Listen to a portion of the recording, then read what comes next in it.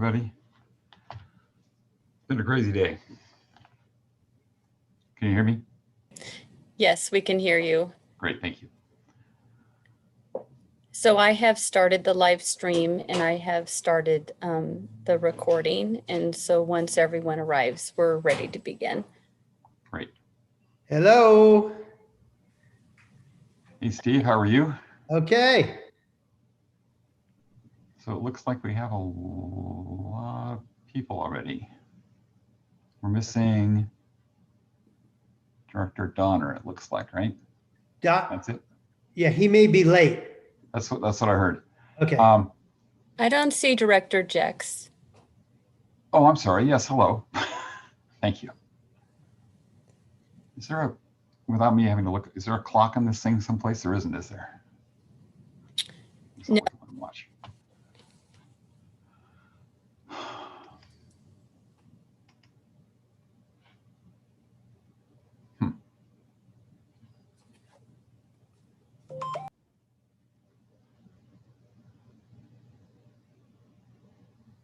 There we go.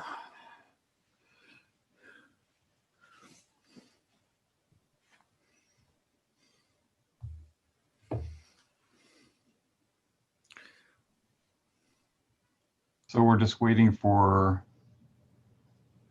Jex and Donner, it looks like.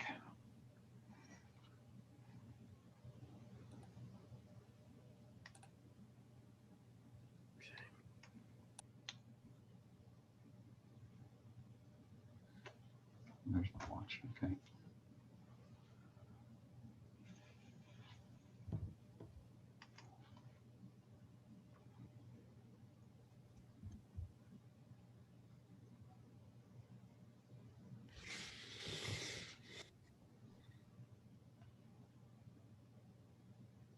We got the chief.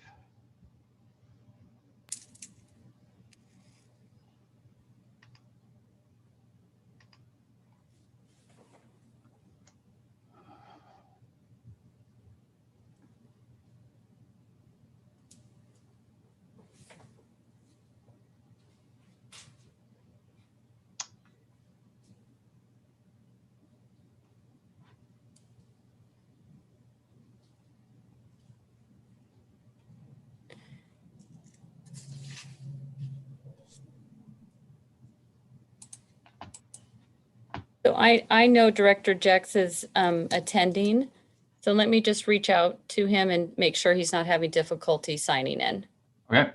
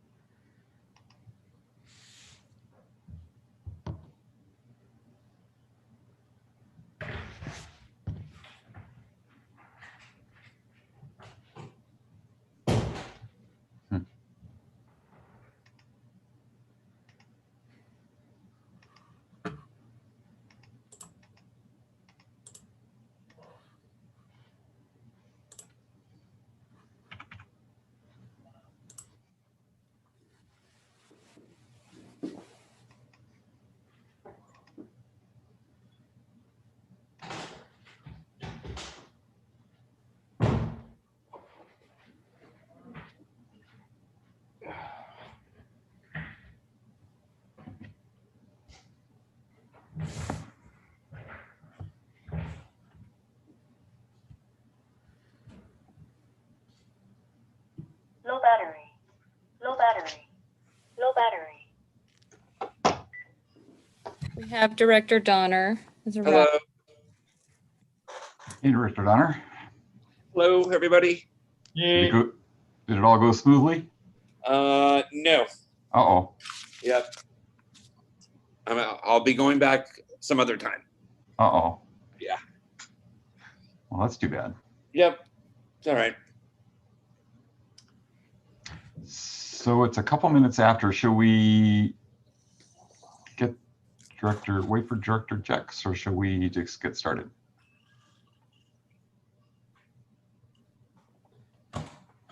I say start. Okay. So great. That's good. So welcome, everyone. I'll call the meeting of the Moraga-Orinda Fire District to order for the regular board meeting, January 20th, 2021. This is the first meeting we've had this year, so welcome everybody. And so we'll have a roll call of the attendees.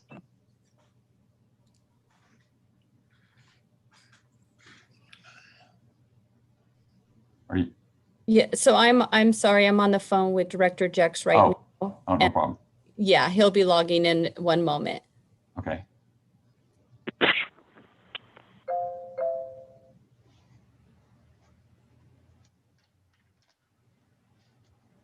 There he is. All right. Welcome, Director Jex. So we're going to have a roll call now. We've just called the meeting to order. Marcia? Maybe? Thank you. Director Bates, Here. Director Danziger, Here.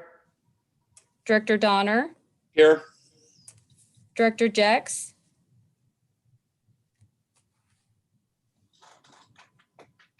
I think he's muted. President Jorgens, Here. No, go away.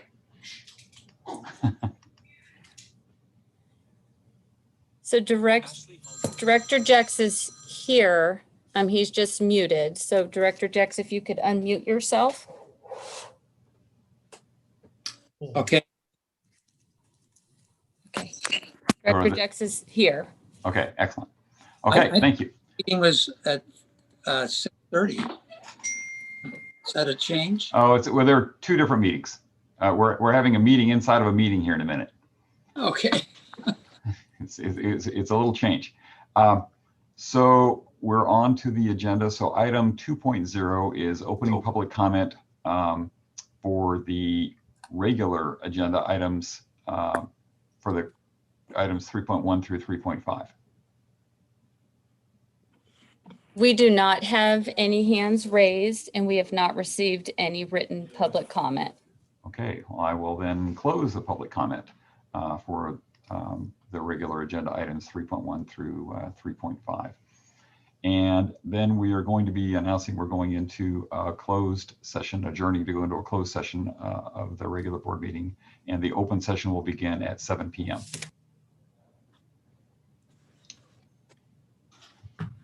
Perfect. So you can adjourn. Okay, so now we're going to adjourn this meeting and go into the closed session. So all of us are going to have to log off of this one and log on to the 5 o'clock, the original one that was sent out. We log into that one, and the 6:30 one's going to be separate. We're going to come back at 6:30 and start that one. Correct. So now, any questions or anybody about how all that's going to work? Marcia, is Yes. that one you sent me that I didn't have? So there's another one? You're going to go into closed session now. Okay. And then when it is time at 6:30, we will come back and open our special meeting, Okay. comment, and then go back into our closed session and then come back here. So you'll be using the two links that you have. Okay. Okay, so we will see you all in a couple minutes on the other side. All right. Thank you. Thank you. How to get out of this thing.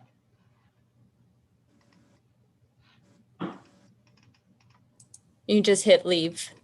Yeah, I got to get it blow up on my screen first. Yeah. There we go. Thank you.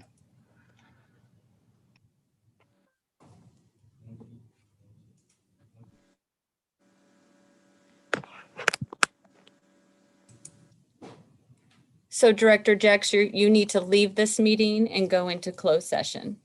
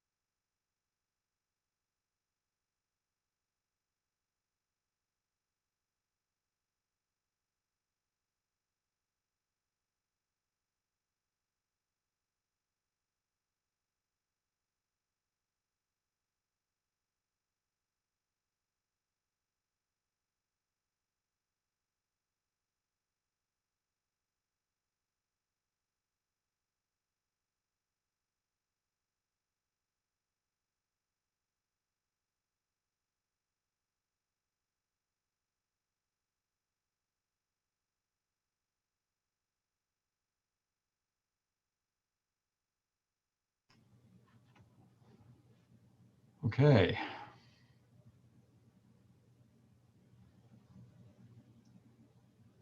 So we have another minute or so, I guess. Can you guys hear me? Yes. Okay.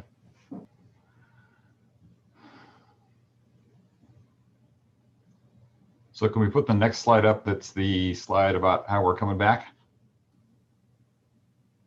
Oh, I'm sorry. This is the next slide. No, There you go. That's right. well, I guess we have the, yes. Okay. Because this is a special meeting. Yes. So we're not actually re-adjourning the regular meeting. We're just going into a separate special meeting. Is That's that right? exactly right.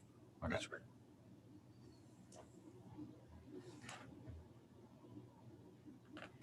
So who do we have on now? Looks like we have Director Bates and you. I mean, we have Glorianne, but of the board.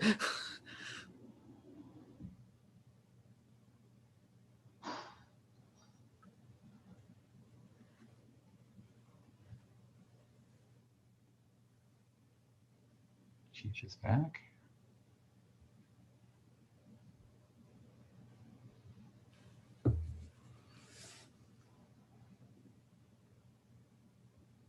And we're supposed to take roll call again too, right, John? Yes. Because it's a special meeting, so it's essentially like a new meeting. Right.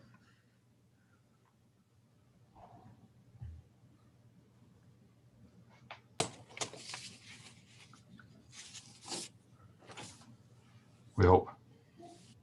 Yeah, assuming we have quorum.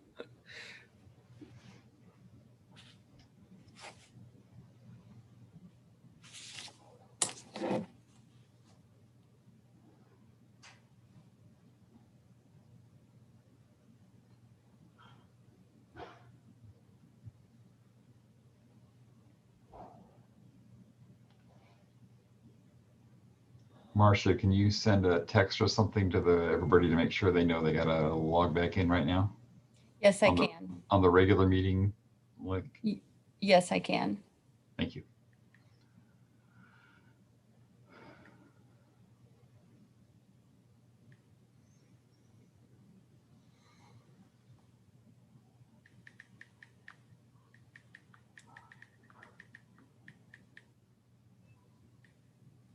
Aha, Here we go. welcome back.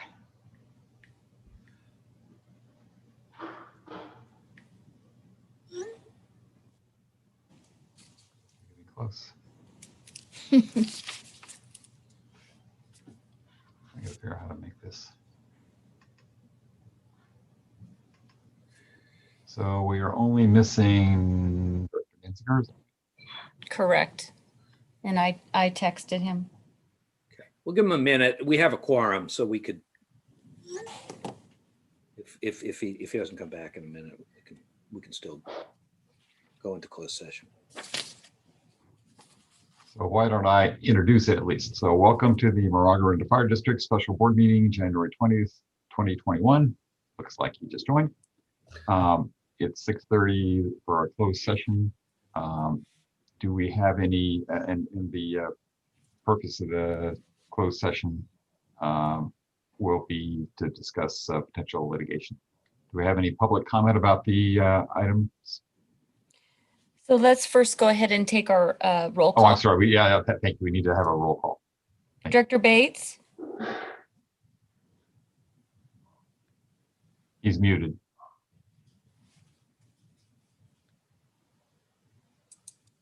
Director Bates, you're muted.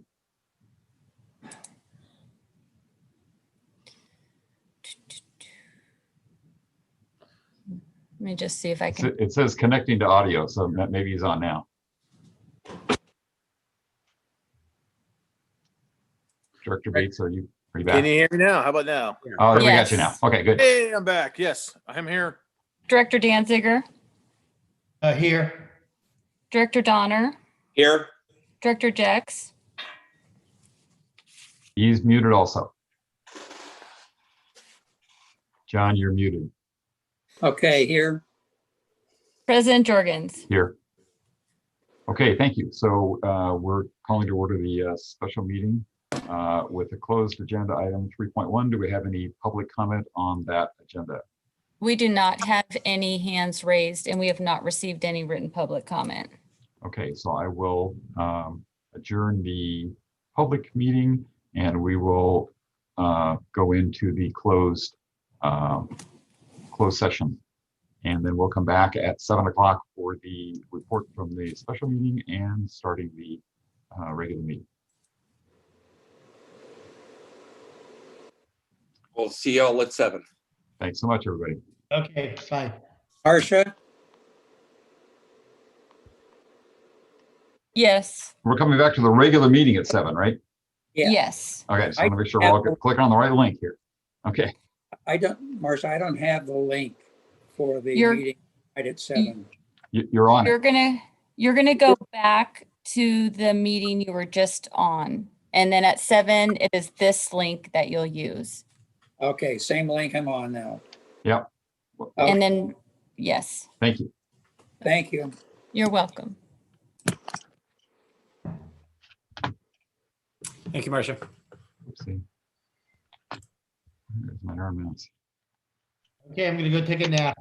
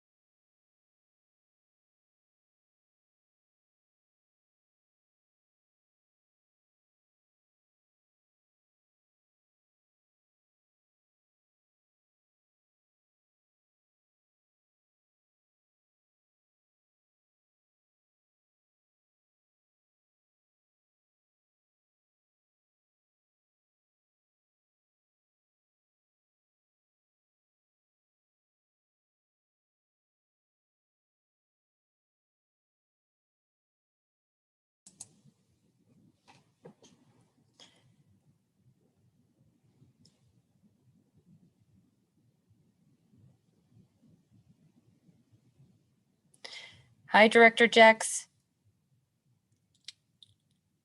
You're muted.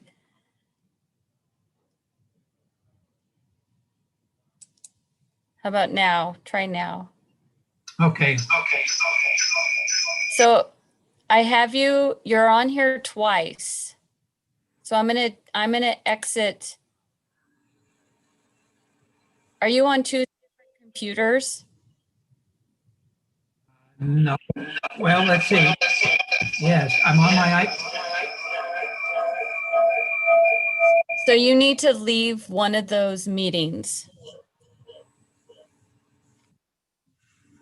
There you go. Perfect. okay.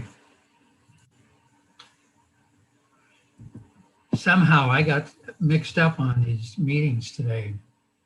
I had about 4 or 5 different emails going back like, over the last week, 10 days.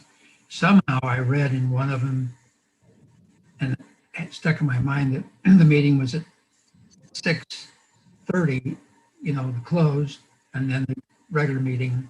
Somehow the 5 o'clock meeting wasn't even on my calendar. Well, having this special meeting kind of threw things. When did they schedule the 5 o'clock? That was our regular meeting.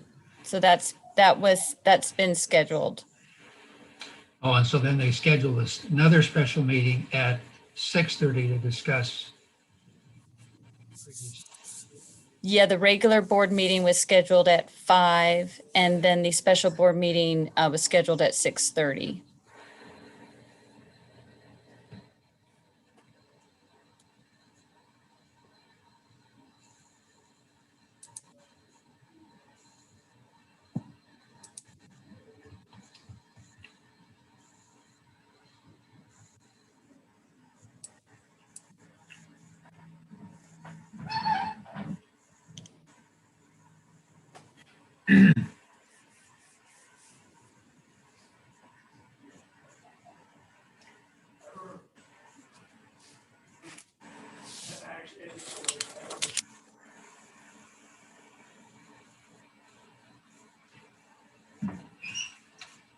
So we'll just stay on this after this meeting is closed? Correct. Will remain here now.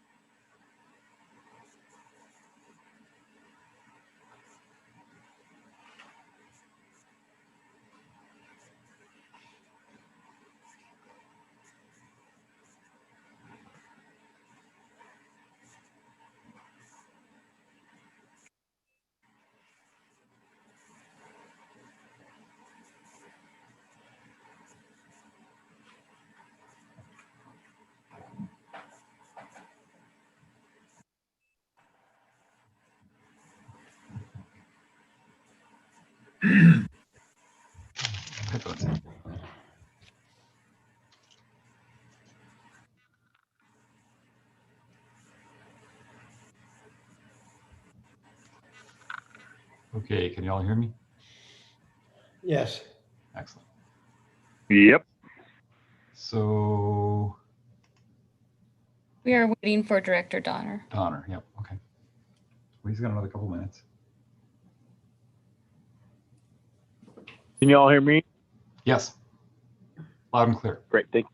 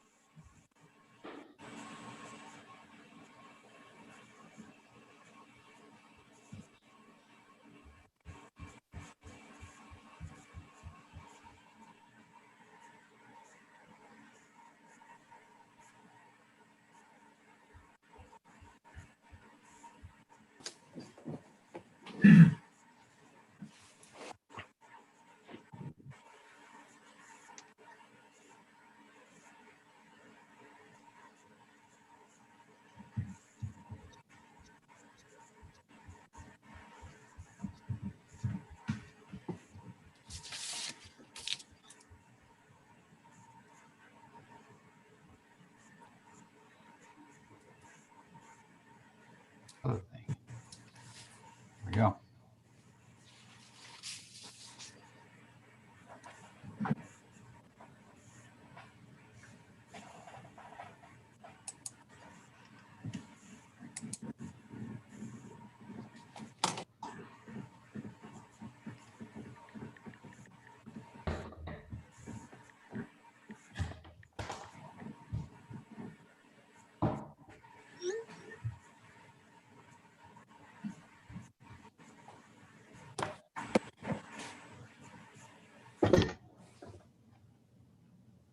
Okay, it's 7 o'clock.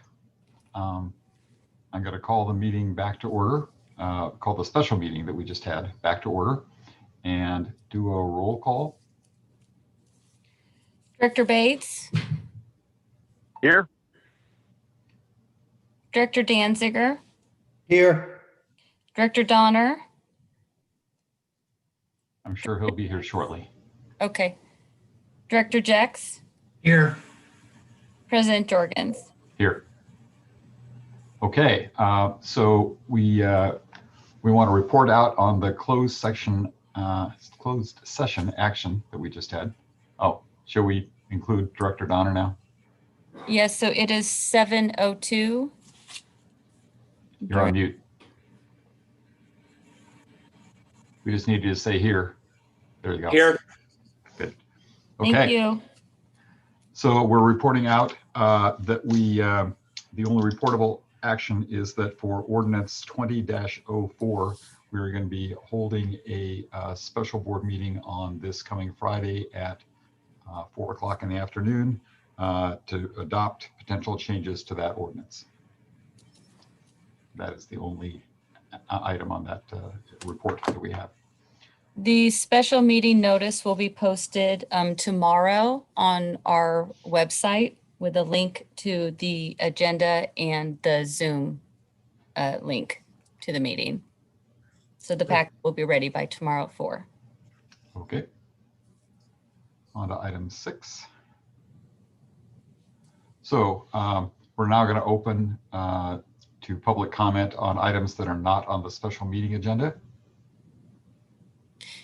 If you are participating live and you would like to participate by the Zoom app, you can click the raise hand function or send a chat to speak. If you're participating by phone, you can dial *9 to raise your hand.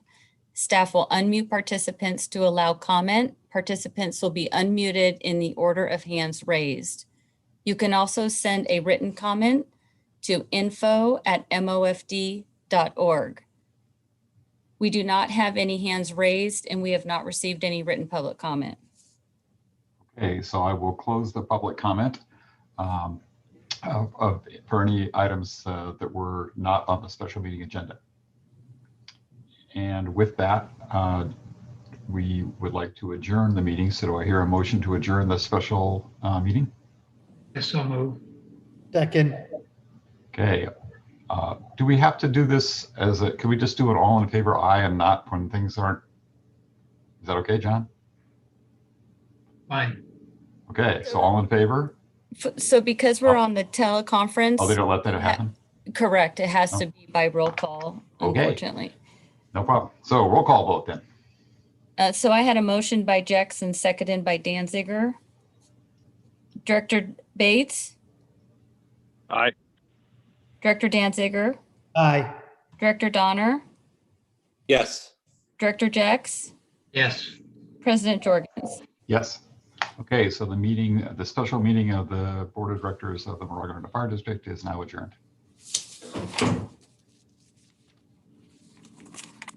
Okay, so now we're going to reconvene the regular meeting of the Moraga-Orinda Fire District. And I'll call the meeting to order and we will have a roll call. Director Bates, Here? Director Danziger, Here. Director Donner. So Director Donner is, okay, great. Director Jex, Here. President Jorgens. Here. Okay, thank you. So now we are going to report on any closed section actions that happen on items 3.1 through 3.5, and there is nothing to report from the closed session. So we'll move on to item 6, open public comment for items that are not on tonight's agenda for the regular board meeting. Do we have any public comment?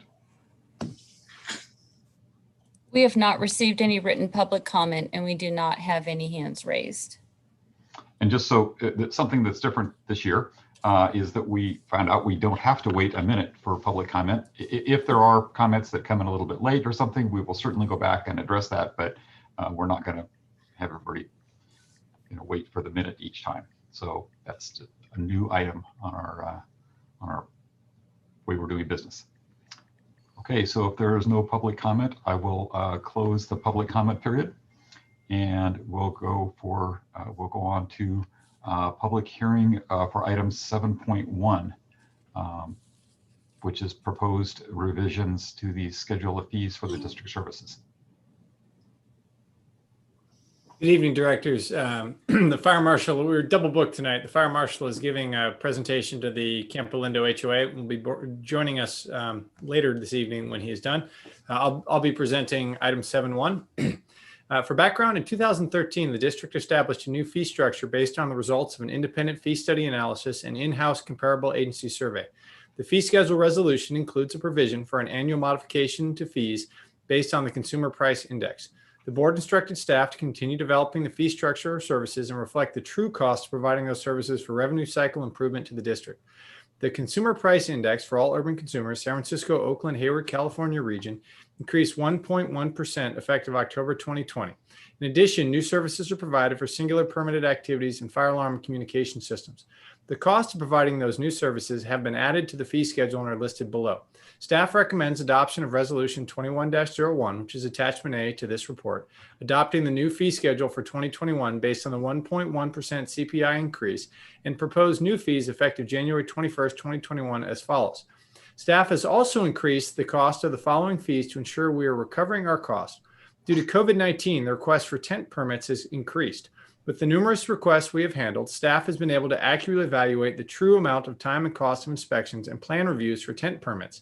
You'll see below listed the recommended fee schedule for those elements. And with the, as mentioned above in the staff report, previously we had very few of these and we didn't have an accurate understanding of how much time it took, and therefore the fee schedule, it turned out, did not accurately reflect the cost of conducting these inspections. We believe the fee amounts listed here accurately reflect the cost to the district, so that we're engaging in full cost recovery of the staff time it takes to carry out these inspections. With that, recommendations: open a public hearing, and discuss, close public hearing, and then we recommend adoption of Resolution 2101, revising the schedule of fees for district services. Okay, do we have any public comment on that item?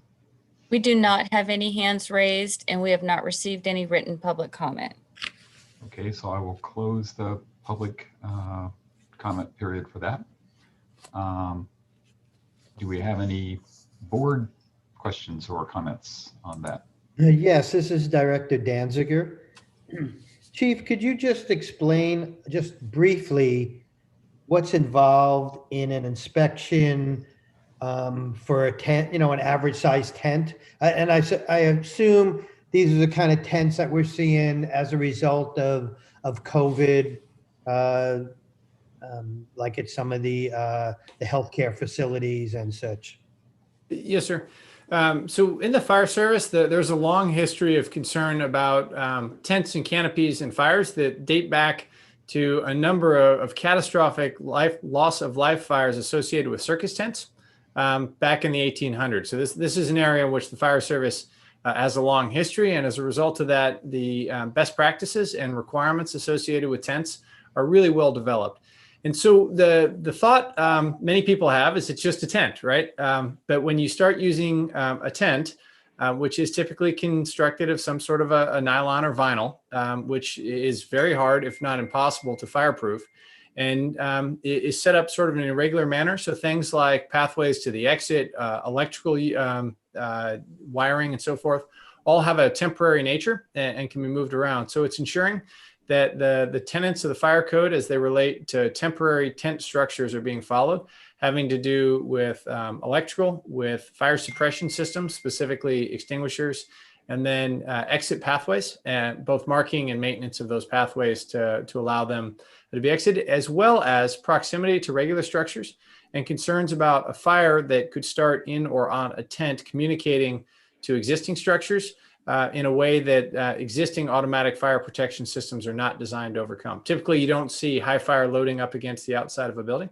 In this case, with the tent, especially where they're being set up for these sort of auxiliary uses to create outdoor space with more air exchange, they are almost always in close proximity to established structures. Okay, and from just reading the new the inclusions in the ordinance, it looks like this only references tents 200 square feet and above. Yes, sir. 10 by 20. Below that, you're talking about really more of a small shade canopy or structure, and that's because the distance to an escape route is so small in one of those that there's a threshold below which our concern starts to diminish. Yeah, I just want to make clear. I just want to say that because I was contacted by someone that said, "Does this mean that if I have my tent at the farmer's market, I need to get inspected?" And after reading this, I said, "I don't think so, but tune in to make sure." So, okay. Well, Chief, but you do see a lot of, I'll call them small tents, sub this scale tents that are, put up in series at restaurants. So they effectively become a bigger tent, but because they're literally hooked to each other, but they're not strictly a bigger tent. I would defer to the fire marshal, but my understanding is when they're set up in that manner, that they form a continuous cover, then they assume the qualities of a larger tent. Okay. Chief, Director Bates here. What's the uptick in inspections that we've done this year? You said that we haven't done these too much in the past. We're seeing more, obviously, because of COVID. How much more are we seeing because of this? I don't have that number at my fingertips, but I'll have that by the end of the meeting. Okay, thank you. I guess we have a fairly small downtown. Most places have a fairly small downtown, and not that many restaurants that I've seen anyway that are doing this. So Lafayette has a lot of it, but I'm not sure I've seen very much of it happening in Orinda or Moraga. Yes, sir. And early on, I mean, as an example, we were working with the library where they were running a generator, and there are folks getting into the tent business or using tents that have not previously done so. There's been an awful lot of education and outreach to ensure that it's being done safely, but also trying to give those either agencies or businesses a pathway to maintaining their business amidst all the disease transmission measures or prevention measures that are in place. So we've been doing a lot of outreach and education around this to make sure it's being done correctly. But yes, quite a few agencies and businesses that were not previously using tents that have been doing so. Okay, any more questions or discussion on the board? Do I hear a motion? I want to hear back about the uptick and how many more inspections that we are seeing. Yes, sir. That's kind of going to base what I want to go from here on. Understood. Does that mean you want to delay the vote, or does that mean you want to hear from the chief later? If we can delay the vote, that'd be great. My concern and my thought process here is with people being impacted with all these closures and forced businesses not being able to be open, they're having to go to tents. They would not normally go to the tent model. If the uptick is not that much, if we're not seeing that many more inspections, is this a cost that we can just eat and not have to pass on to the businesses that are truly affected by closures? That's a very good point. I like that. So that's why I just want to, if we're not seeing that many more inspections, is this something that we could just, eat the uptick in price? That's all. I just want to, maybe hold off on the vote for now. Well, so here's a thought, Chief. Again, that I agree with Director Bates. I think that's a very good point. We're kind of kicking the people that are down that we're trying to support here, because I'm going to assume that almost everybody that's doing this is doing it because of COVID and trying to help their business. And so we're adding a fee, which is exactly what Director Bates said, we're adding a fee to people that can least afford it.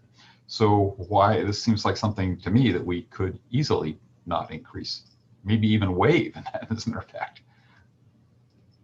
We certainly could. I'm all in favor of inspections. I mean, these tents need to be inspected. I get that for safety reasons. I'm not saying we shouldn't inspect.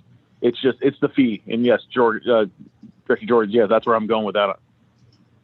Right. So to be clear, we don't have an option not to inspect. It certainly is within the board's purview to not approve that portion. I don't think it's within staff's purview to do that, but it's certainly within the board's authority to direct that change in the fee schedule, or to adopt a fee schedule that does not include those portions. Anybody else have any comments, questions, agree to that? I was going to say that the larger tents that I've seen in the last, say, 2 years, typically down around Safeway at Christmas time or whatever it is, are not hard up retailers or people who are having difficulty. I think they're commercial operations that require a tent.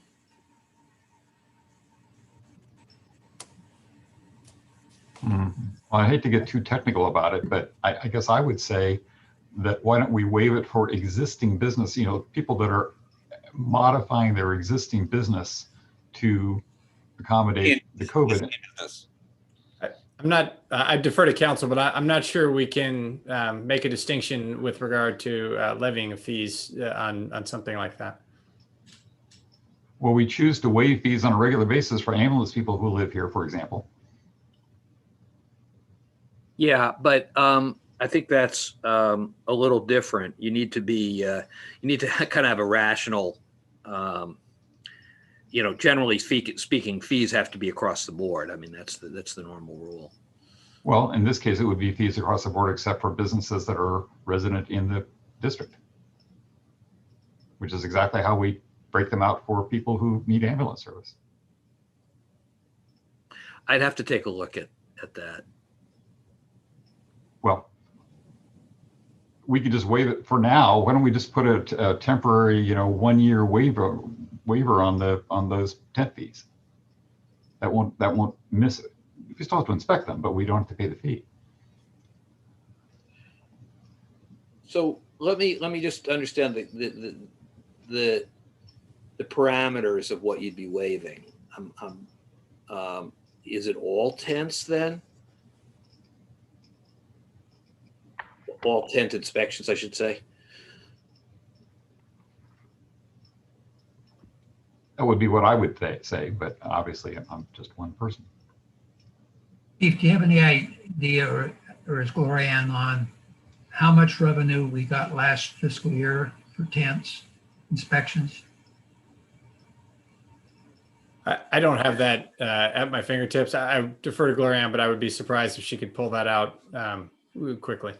That'll probably take some digging. We certainly could, if there's more information that's required, having a better understanding now of the board's interest in those topics, we can certainly pull this item and revisit it in February when we'll be armed with all those details. That makes sense. I can look at Director Jorgen's concept as well. Or maybe there are certain fees that we should just, maybe, that's an example. If we can think of other things that would be supporting our local businesses because of the hardships they're having, we might want to think about a number of those kinds of things. Just thought. I'd like to see this item pulled for now and then brought up again back in February. Anybody want to second that? I'll second it. Okay. I guess we get to. So I guess we need to put that up to a vote. Should we poll the directors? Director Bates? Aye. Director Danziger? Aye. Director Donner? Aye. Director Jex? Aye. President Jorgens? Aye. Okay, thank you. We pulled that up and we'll put it on next month's agenda with a little bit of extra data from the staff. Correct.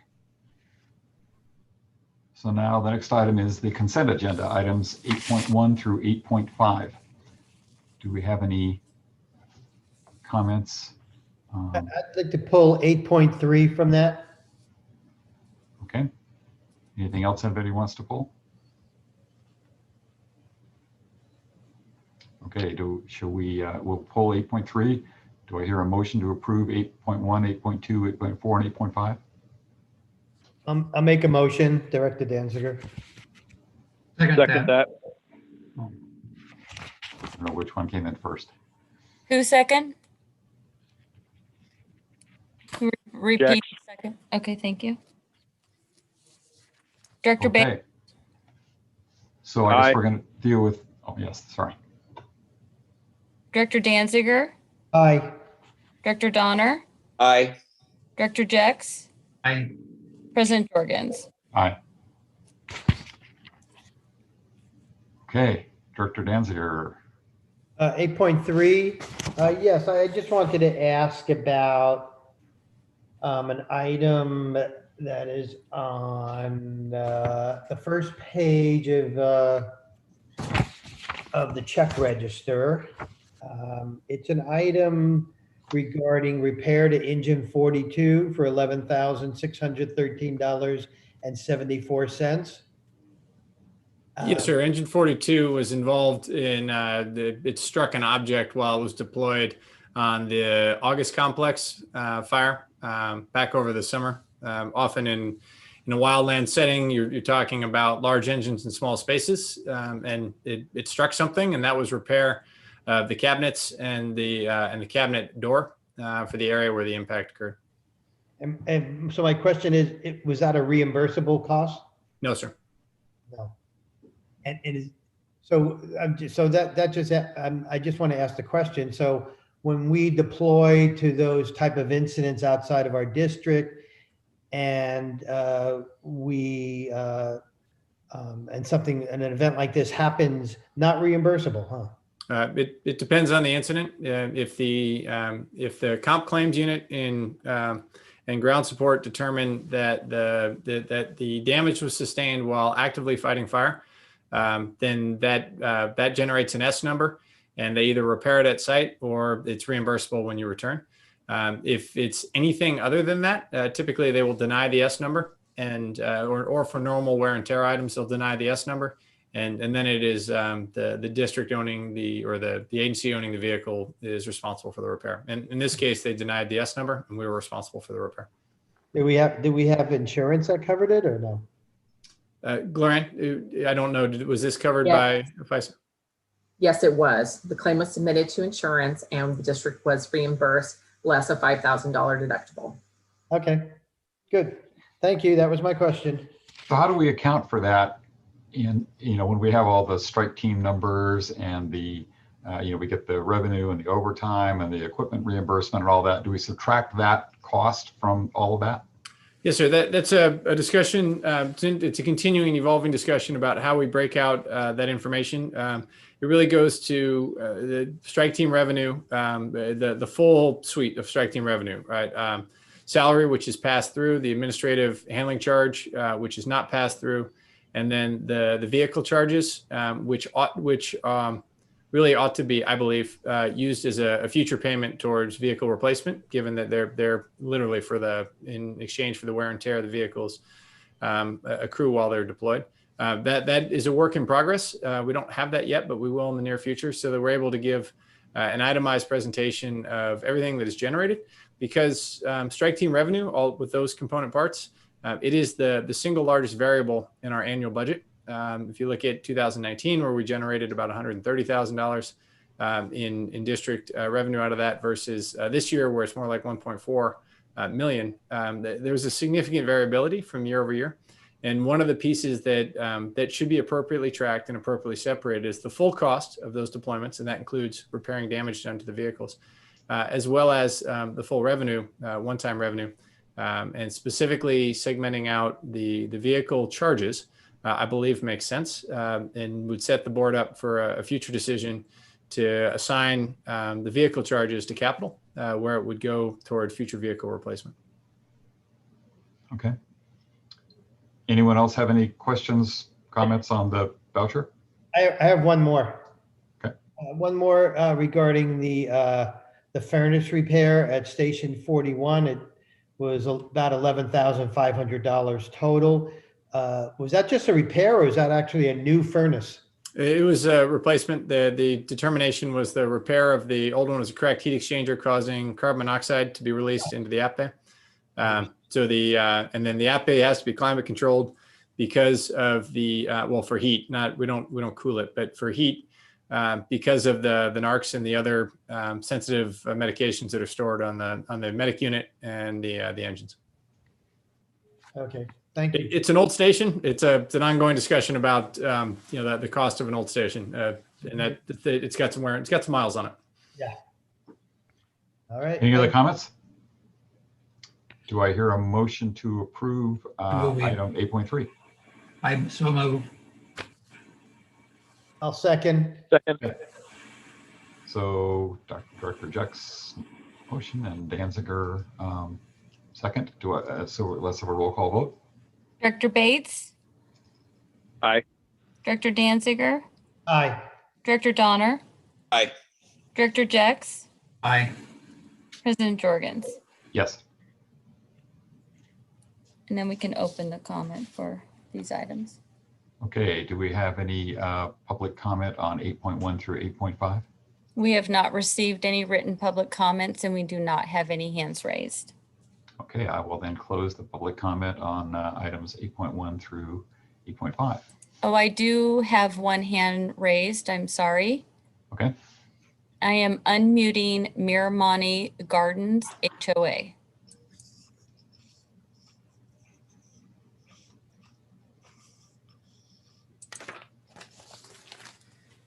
Okay, Miramani Gardens HOA. We're just waiting for them to unmute themselves.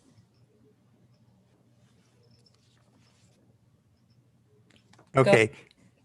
This is Bernard Riff speaking for myself. I inadvertently logged in as Miramani Gardens. This is directed to the I believe the agenda item that's 8.1 is for CWS. Am I correct on that? 9.1, sir.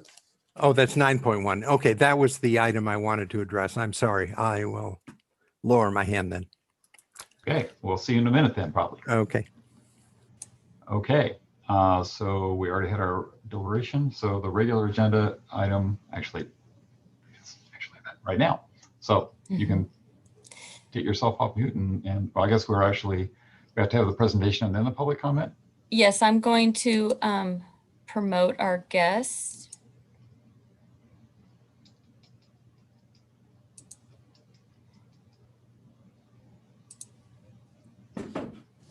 Thank you. Heather Tiernan, Community Warning Systems Manager. I've promoted you. Let me know if you're able to speak. Right. Welcome, Yeah, Heather. can you all hear me? Yes, thank you. Yes. Welcome, and thanks you for joining us tonight to give us a good presentation. Yeah, no problem. Thanks for having me. I have a short PowerPoint with some boring stuff and then some good data. So can I share my screen? Yes, let me stop my share.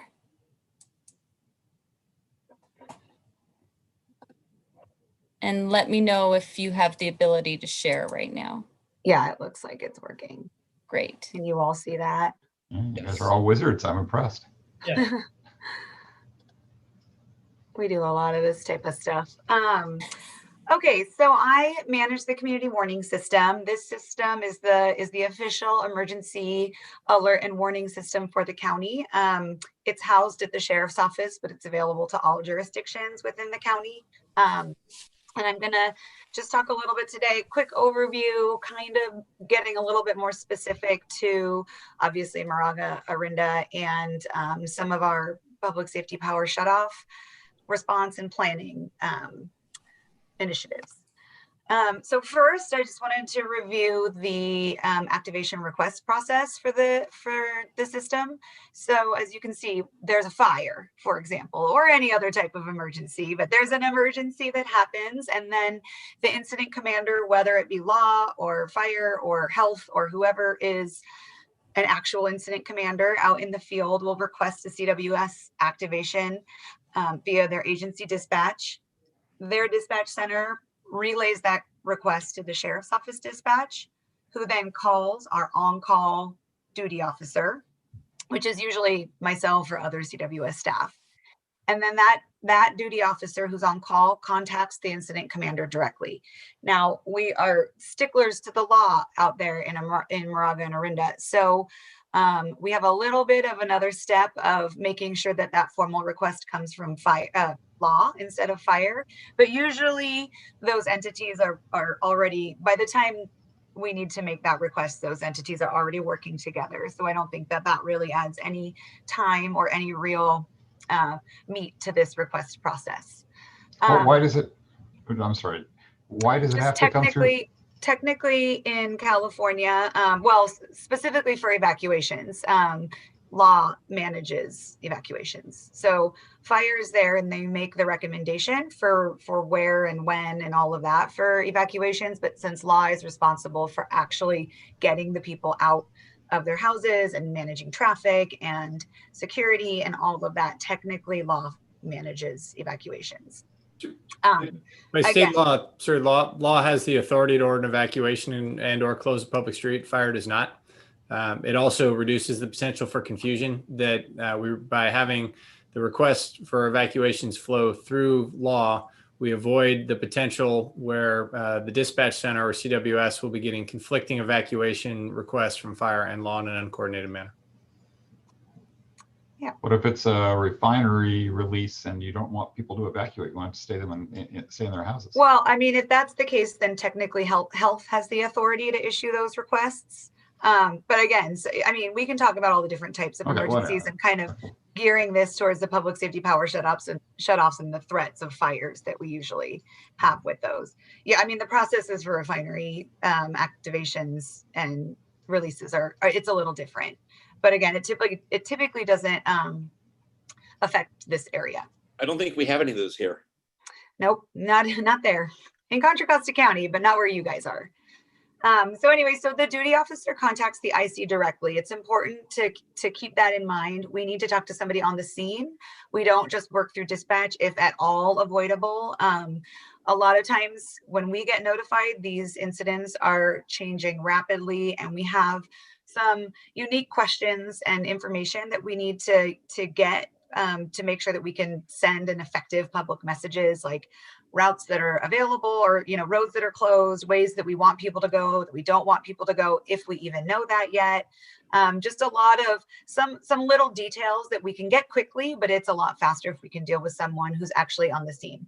It doesn't technically have to be the incident commander as long as they designate someone who knows what's going on and is authorized to sort of make those decisions and those calls. So we work with the incident commander to not only come up with the messaging and the explanation of what's going on, what we want people to do, where we want them to go, how we want them to go there, all of that. We also talk about the affected area, and I'll talk about that a little more in a couple minutes. So we talk through all of those things. We've got templates in our system that we use. So this usually goes pretty quickly. We just clarify a few facts and send those messages out. And so after that, we'll send out an emergency notification. So that's sort of our process. If there's any subsequent messages that need to go out, we tell the incident commanders, don't go through this whole process again. Once you've gotten to us, let's just talk back and forth. Just call me back. If something else happens with this fire or if it keeps going or something like that, don't make your requests all the way through this process. Save time, just call me directly. So that's the process that we use for activating our system. How does it work when a message goes out or if a message will go out? We have a couple things. So first, when we will and won't use our system. We only use our system if there's an imminent threat to human life and health, and there's a protective action for the general community to take. So we don't use our system for FYIs. I know your neighbors in Alameda County often do use their alert and warning systems just for FYIs. I know red flag warning and PSPS notifications are big in some places, but we believe that there are a lot of other ways to get that type of information. So like active threats to human life is sort of our criteria for when we'll use our system. What information is included? I kind of talked about this just on the last slide. We want to talk about what is the emergency? What did the people need to do? Where is the emergency? If we can give them more information about where it's coming from, which way it's going, like specifically for a fire, that's helpful. We want to talk about why the action is necessary. If it's, I mean, a fire is pretty obvious, but sometimes, you know, we will give a little bit more information. If we're going to do, for example, an evacuation warning instead of an order, we'll talk about what they need to do for that and what we're going to do if they need to take further actions. And then when the action is necessary and when it will be done. Usually we say it's immediately, and then we say it will be done when we call you back and tell you that it's done. But it still is something that we put in that message to make sure people understand. And then finally, how are we targeting the areas that need to be notified of emergencies? We have a couple different things in our system, and it really allows us to have a lot of flexibility in how we can reach people. So we can geo-target down to a granular level. I can just say, oh, you just want this street from that street to that street and just the residents on that street. I mean, I can get that granular. I can just get like a couple houses if you really want me to. It's probably not the best idea. You probably just have people knock on those doors, but I can. So we have like a lot of flexibility. I can do a radius. I can just draw a picture with as many points as I want, and I can you know, make any shape that's relevant to the people affected in the emergency. We also partner with Zone Haven, and we have all of the zones that they've created, all the different fire zones. We have those in our system, and we can just pull up Moraga or pull up Orinda and click, oh, we're having an emergency in zone 14. Okay, click on zone 14 and it will draw its own picture around that for us. So it just saves us a little time, especially in these areas where streets are squiggly and it's hard to find cross streets sometimes. And then finally, just another note is that we do, since we activate the system for the entire county, we have the ability to do cross-jurisdictional activations without any problems. If a fire is starting in Moraga and going towards Orinda or Lafayette, or if anything is going any direction, if both areas are affected right now, I can send an alert that's consistent to both of those jurisdictions right now.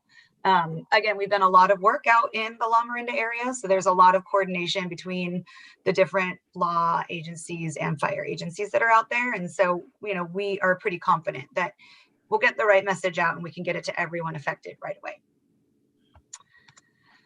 Okay, so this is a lot on this page. So a little snapshot of the tools that we have available. We have a lot of tools that we can use to send messages to members of the community. First of all, we can send phone calls.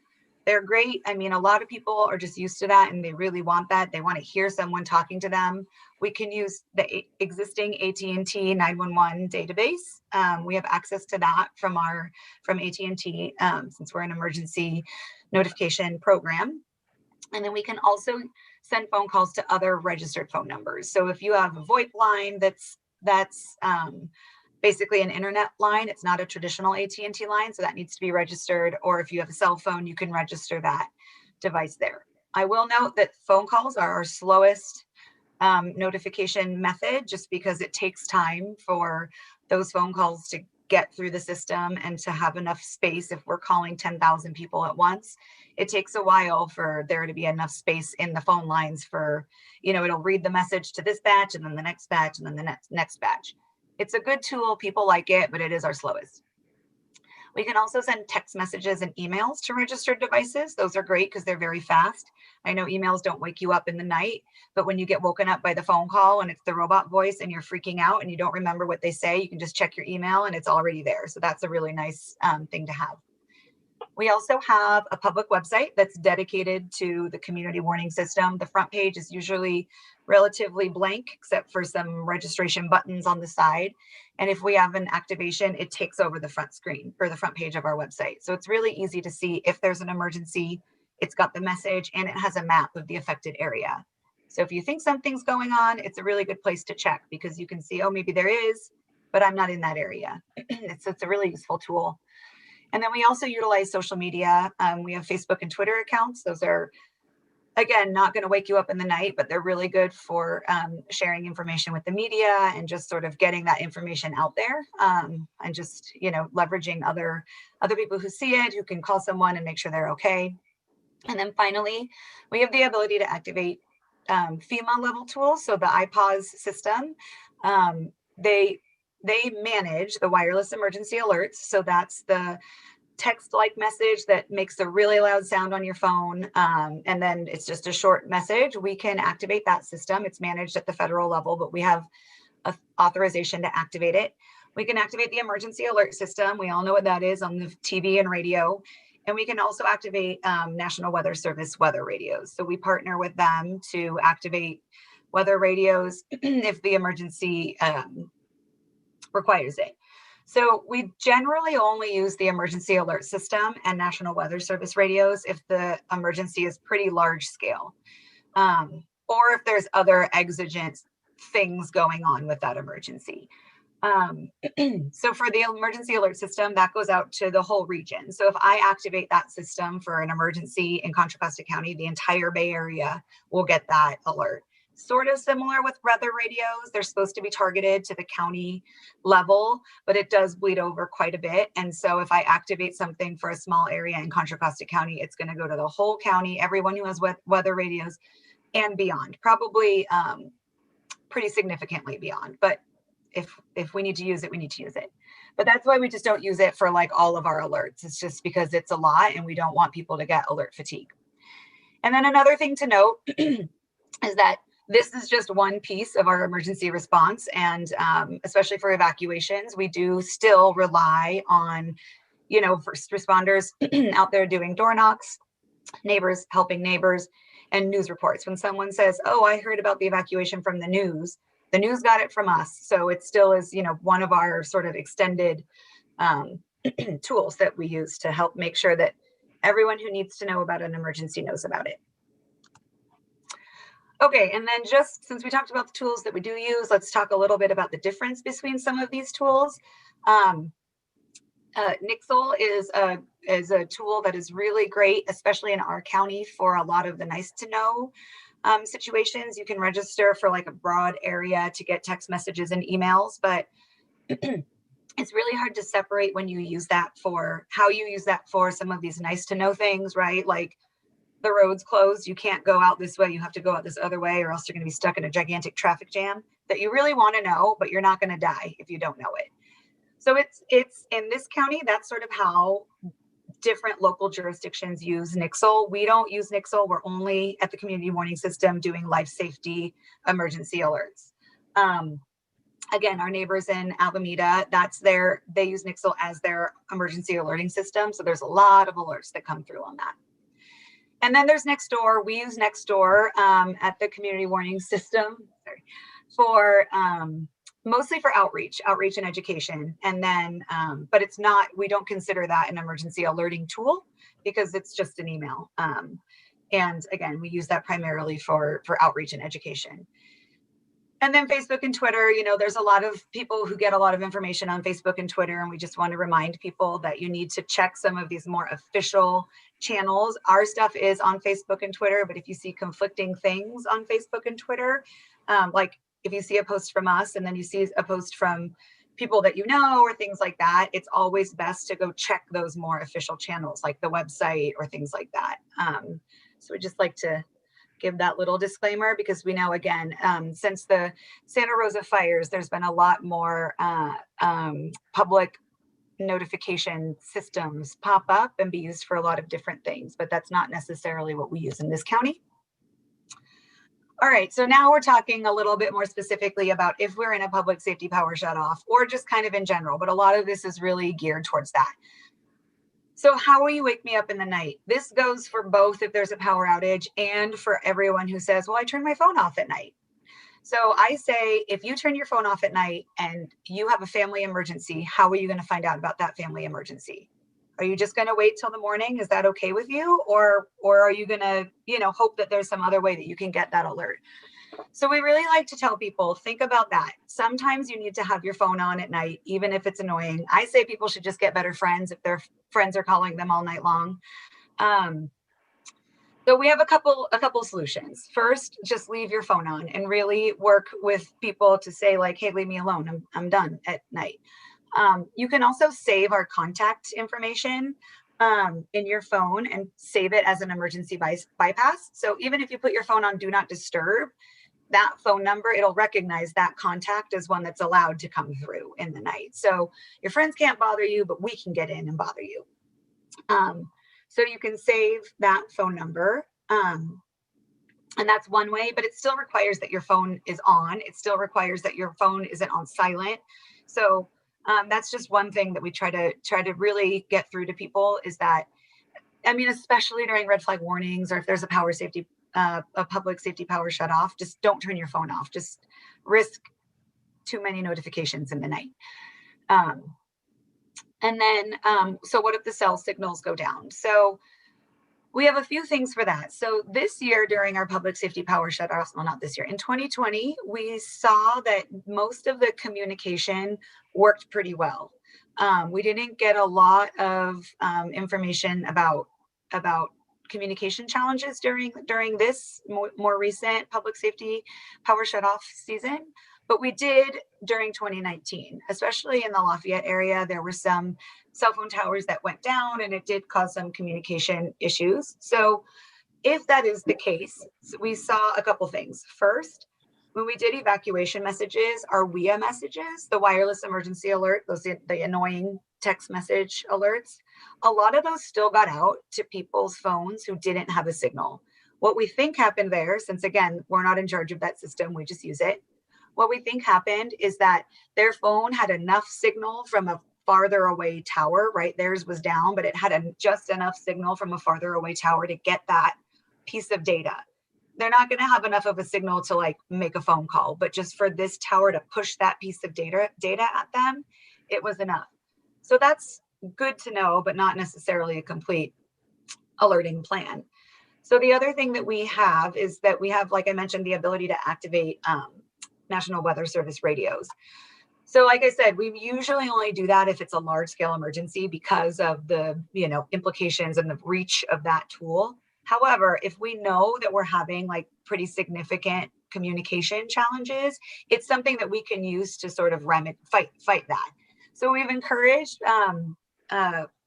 people throughout the area to get weather radios. It's great because you can just have them on like an emergency setting. So they're basically off most of the time. You're not hearing anything and they just turn on when there's an emergency alert. So that's great. So those are some of the ways that we can communicate if the cell signals go down. But again, we're seeing some decrease in that, at least during public safety power shutoffs.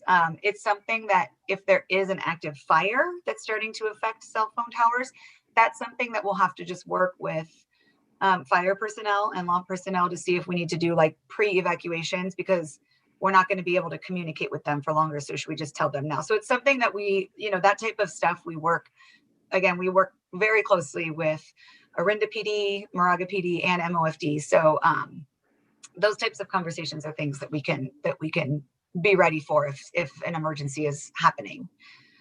What if the power is out? A lot of times if the power is out, your cell phone will still work as long as those towers are still up. And we're seeing that the cell towers are getting hardened and so that they have got some backup generators and powers. Your TV and cable might not work. Your internet might not work. So your internet phone, your cable, your Comcast phone, right, that you got from your triple bundle, that might not work. And that's why we always tell people you need to register to receive emergency alerts. So register those cell phones because those can still work. And just make sure that you also have a backup power source. We've been recommending this throughout the area for a while, like a uninterrupted power source. Basically, it's like a big battery and you can plug a couple things into it, right? It's not going to power your house. It's not a generator, but you can either plug your modem into it so that still has power, or you can plug like a charger into it so that you can plug your phone into it so that you can charge your phone. So there's ways that we can still reach you if the power's out. You just need to make sure that we're prepared and ready for that. And then finally, just because of some of the crazy fires we've been having throughout the state lately, we just want to make sure that we let people know that if you ever see fire or smoke, or you think that there's some sort of a problem coming, but you haven't gotten your emergency alert yet, but your spidey senses are telling you that it's time to go, then it's okay if you go. You know, we've seen, again, in some of these either fast moving fires or fires where there were just new fires starting all over the place so quickly that, you know, we heard people on the phone with dispatch that say, I live on A street and I smell smoke, and they say we don't have any report of a fire there. And then 2 minutes later, the deputy comes in and he said, I'm on A street and there's a big fire, it's taking over everything. So we just want to make sure, I mean, there's no way to stay on top of something like that where the fires are starting that quickly if it's really that bad. So we just want to make sure that this system is here, it's reliable, we use it a lot, but make sure that you're using your own judgment as well and not just solely relying on something like this. If you see something and you think something is wrong and you need to do something, by all means, take that protective action. Okay, now into the nitty gritty. So we've been sharing our registration data with the cities for quite a while, but just a quick review. So you can see for both Moraga and Orinda, we have the population. This is just from this, like a census quick fact, so sorry if it's not exactly right. The population and the households for both. We usually count one of our registration accounts in our system as a household, because you can register like 3 phone numbers, 3 text messages, 3 emails, 3 addresses. So usually what we see is that most accounts have a couple phone numbers in them because, you know, I registered, right? Like I registered myself and my husband, I'm in charge, right? So like, it's just one account, but it covers 2 people. So usually that's what we do. However, in Moraga and Orinda, you have so many registration accounts that you have surpassed the number of households. So while it would be cool to say that we're at 125% of the people registered, I don't know if that's necessarily correct. So now we're starting to look at the population and the households. So there definitely still are some people where the household is you know, covered by one account, but maybe there are households where each person in the house has an account. So we kind of broke it down a little bit more, and you can see that while for example, in Moraga, we have almost 7,300 accounts, fewer households than that, but the population is quite a bit more. The total number of phone numbers associated with those 7,300 accounts is almost 13,000 accounts. So you can see everyone, or most of the accounts have 1.5, right? So every other one has a second phone number. In those 7,300 accounts, we have over 9,000 text messages and emails. So we do have a pretty big reach. This is just like an overview for you all to see.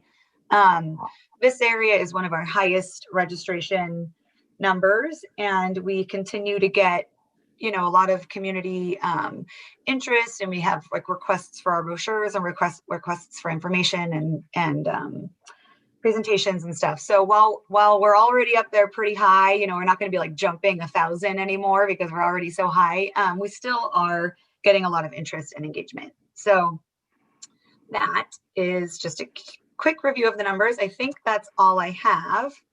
So does anyone have questions? Heather, this is Director Donner. I have a couple of questions. Okay. When you get an order from the field, from the incident command, and you have a Ooh, you kind of cut out. people. Sorry, you cut out a little and phone all go out simultaneously. Sorry, you went out, you cut out. Oh, you're asking if our alert goes out all at once to 10,000 people? No. If you're going to evacuate a neighborhood, does the text message and the email and the phone all go out simultaneously? Yes, we send it all at once. The text and the email will go out within 1 or 2 minutes. The phone calls take longer. So they all start at the same time. The phone calls won't be done if it's a neighborhood, the phone calls will be done maybe within 5 or 10 minutes. But yes, they all go out at the same time. Yeah. And then my other question, if you have an old school AT&T landline, that is still good when power is down. Is that correct? Yes, it should be. Yes. Okay, I just want to make sure that's still accurate information. Yes, as far as we know. Okay, thank you. Great presentation. And where are we into as with our numbers, where are we in relation to other cities and towns in Contra Costa County with our numbers? It seems like we're doing pretty good. By far the best. I mean, Lafayette's in there, right? Because it's like a, it's a whole group. But by far the best. The next closest is Kensington and El Cerrito, because we've done similar outreach and engagement programs with them as we've done with the La Morinda agencies. But yeah, by far the best. Okay, excellent. Thank you. So I have any other questions, board members? I have some. So I just have a couple quick ones. So does your database, can you just sort it by unique addresses so you'll know how many actual households have it? All of our data is very complicated. So some of our data is stored in our system as it got transitioned to lat longs, and it's hard to switch it back because it's just easier for the mapping. So no. Oh, okay. Yeah, I mean, we probably could, but it would probably take our whole lives. So when you send out text messages and whatever, so if I send a text message myself, I know whether it got delivered or not. Do you have something that lets you know which of these things actually made it to the other end? Sure, we do have reporting, and it's pretty good. So for emails, it says it either sent it or that the email was bad, right? So like, instead of putting the @ sign, you accidentally just did the 2, right? So it'll be like, oh, that email was bad, I didn't send it. Everything else for emails, it just sent. Whether your email rejected it or put it in spam or anything like that, we can't track that. For text messages, it's sort of similar. It's either usually like sent or rejected or bad phone number, right? Or blocked. Sometimes people block us. For phone calls, we have a lot more data, and but yes, we can tell. Phone calls there's a lot, right? So, and we also for phone calls have a retry mechanism. We don't really need that for text and email. So for phone calls, we have a retry mechanism. It usually will retry after between 5 and 10 minutes for any failed attempt. And so we put a bunch of things that aren't necessarily the system's fault into a fail. For example, if the phone line is busy, we say that's a fail, right? Try again, see if they're off the phone. But that's not the system's fault if it doesn't ever get through, if you're on the phone, right? So there's a lot of things. So we do have a retry mechanism. We do have the ability to see sort of the success of our phone calls and stuff. Yeah. And then I know it's not your job, but I wondered if you have any input to the, the Verizons and T-Mobiles of the world to say, hey, we know that you don't have battery backups on these places because the phone calls, when we're a day into the power shutoff, the text messages to all these people aren't going through. And do you help lobby to tell them they need to get more battery backups, or do you have a way to figure out which cell towers aren't working well or any of that? Yeah, so we do, again, like I don't have the direct power over that, but there's been legislation in the past couple of years that's gone through to, hardening critical infrastructures like cell phone towers and things like that. And emergency managers and other first responders do have input into that legislation and get to make their voices heard about how important that is. And it just, strengthens that argument. So there has been some legislation there. And then the other question was if we are able to let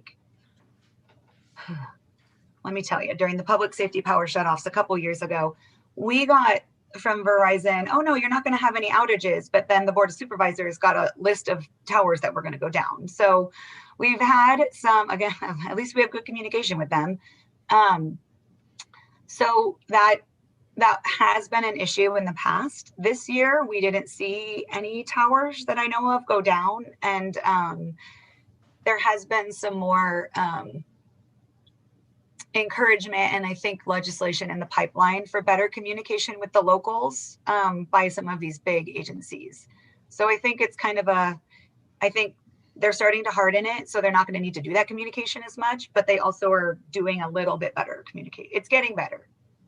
Okay, great, thank you.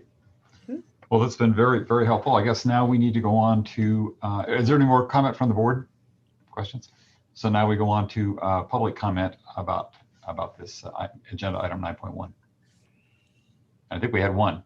that we knew We about? we do have one. I also received one written public comment that I would like to go ahead and read into record, and then we can go to our hands raised. Great. So the written public comment was sent in by Cheryl Koo. She is a resident of Contra Costa County, Moraga. Please address how and when we as a community will be made aware of the following.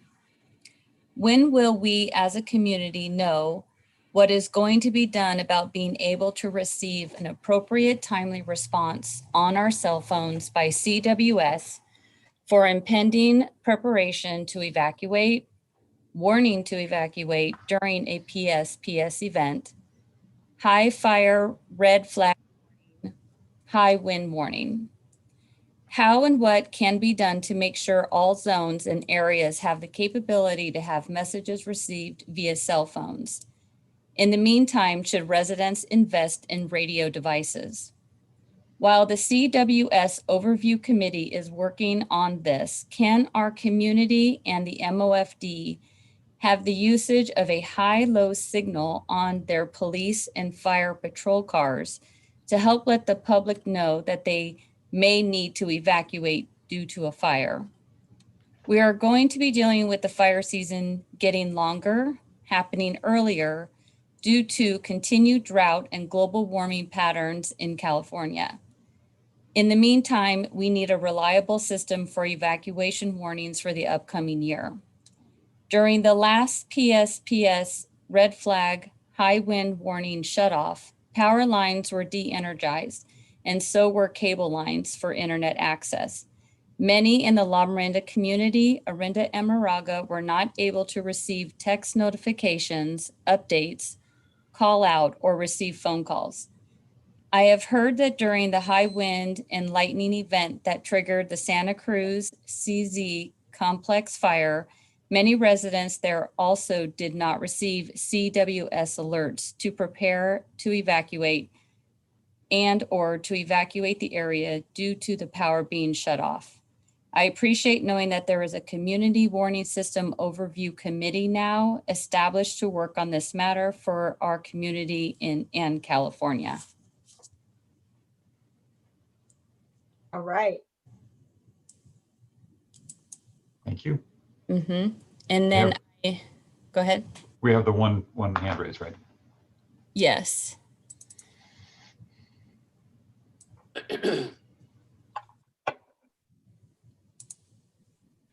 I am unmuting Bernie Riff. Hi. I am also concerned about how CWS will is able to perform during a public safety power shutdown.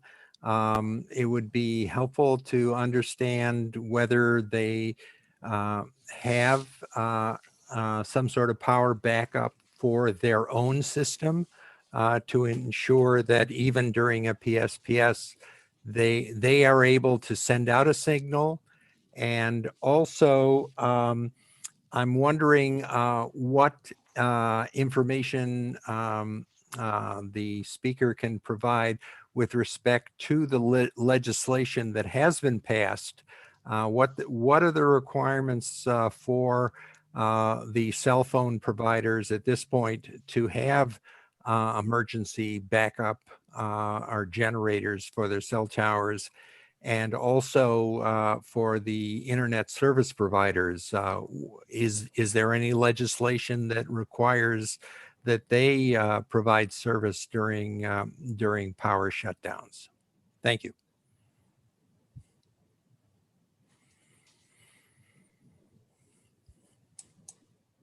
So Heather, do you? Sure. I'm not going to force you to answer those questions, but if you'd like to. There are some that I have easy answers for, and some I don't necessarily have all the details for. Okay, so I'll start sort of at the beginning. I think one was getting notified about impending public safety power shutoffs.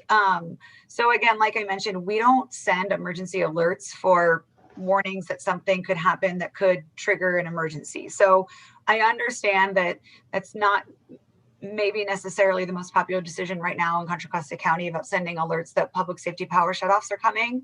But PG&E has been working really hard to get people to register and send notifications directly to those who are affected. If I just send an alert out, there tends to be bleed over. There's all sorts of other stuff that goes on while they can contact direct customers that they provide service for and say your power is going off. So we always encourage people to make sure that they've registered there. Once everyone is registered, we're hearing that there's lots of communication that goes through both phone calls and emails. As far as notification about red flag and high red flag warning days and high wind warning days, you know, that information is very publicized in our area on the news media.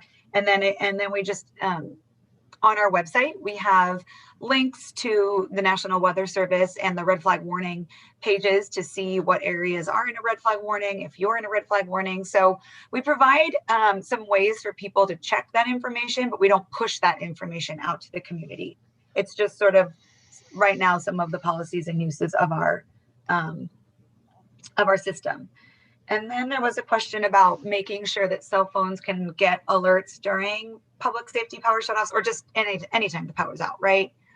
So I haven't heard from community members about in the 2020 PSPSs of having communication systems down. So I can see if I can find a little bit more information about that. We did hear that during some of the 2019 power shutoffs. Those were just much more widespread. And obviously we had a lot of fires during those. But we have had some successful activations where the power had been off and that we did send alerts to the community. There was I think it's the Merrill neighborhood. I think that's the name of that neighborhood that in 2019 during a public safety power shutoff in the middle of the night, we sent an alert to that neighborhood and everyone who was registered was getting those alerts. And so I think, you know, there's a difference between the power being off and the communication channels being down. If the power is off and communication channels still work, obviously if the internet's not working, that takes a piece of it away. But if the cell phones are working and you can get your cell phone on, you know, like a cellular thing and still access some of the internet capabilities, then hopefully that is going to still allow us to get those emergency alerts out. As far as radios, we have been recommending, especially for people in very high fire risk areas, to get weather radios to receive those notifications in the event that communication channels do go down, because we have radio repeaters all over the place, and we know that radio is a pretty reliable form of communication. It's just very widespread for this tool. So hopefully the cell phones will work as long as if the power is out. Let's make sure we separate those two things, the power being out and communication channels being down. Yes, get a weather radio in addition to all the other stuff. And then I can't really answer about the patrol cars, but I do know that lots of times they get on their radio. They don't necessarily, I think in this area, have a special siren, but they get on their loudspeaker and yell out for people to get out and do a lot. I mean, they do door knocks, they do drive, they do all of that. And then that didn't include Bernard's questions. What else did Bernard have?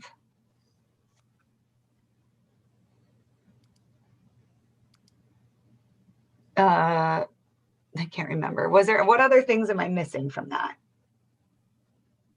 Oh, specifics on the legislation. I don't have that off the top of my head. And I know that there is specific stuff for legislation for cell service providers. I don't know, and I don't have all the details for that, but there's a lot of hardening, and it's not necessarily for, this is just some paraphrasing, it's not necessarily for every single tower, but it's so that they can maintain coverage. So you might not have good signal, but you'll have some signal. Does that make sense, right? So like if this one, but these two can cover it if it goes, something like that.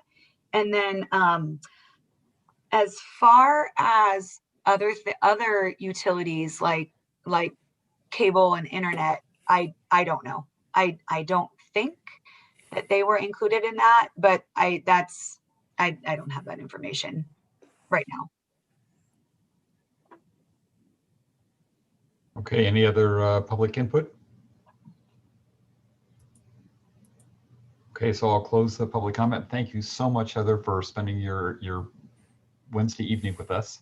It was very informative, and we very much appreciate it. And it looks, you've done a great job, but it looks like the people, it's that last mile I think everybody is asking all the questions about. It's not your system per se, it's how to actually make sure it gets from when you send it out actually gets to somebody. That's the tough part that we all are trying to work on.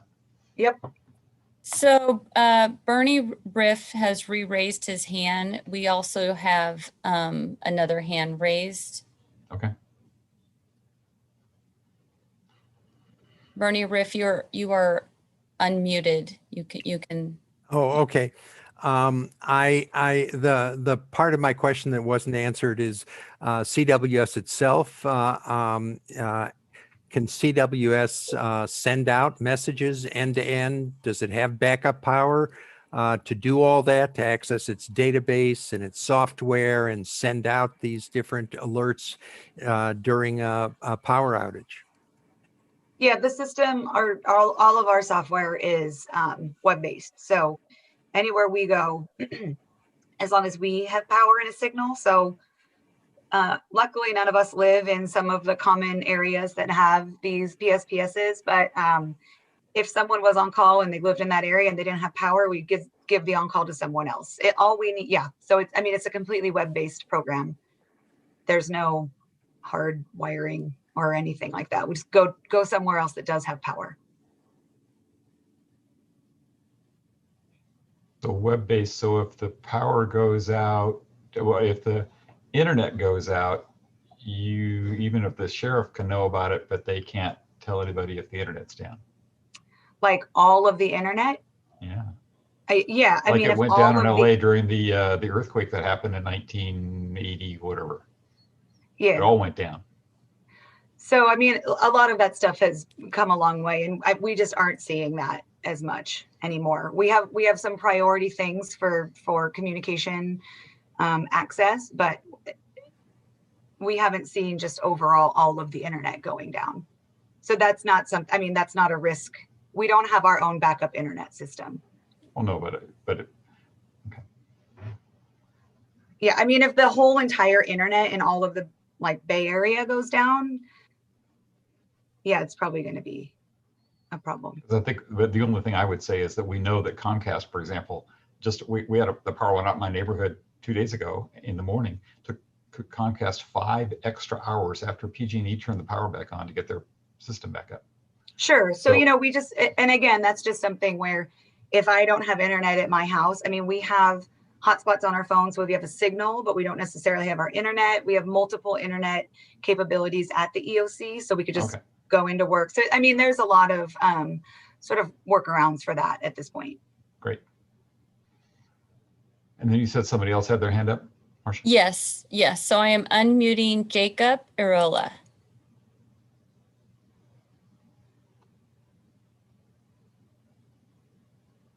Jacob?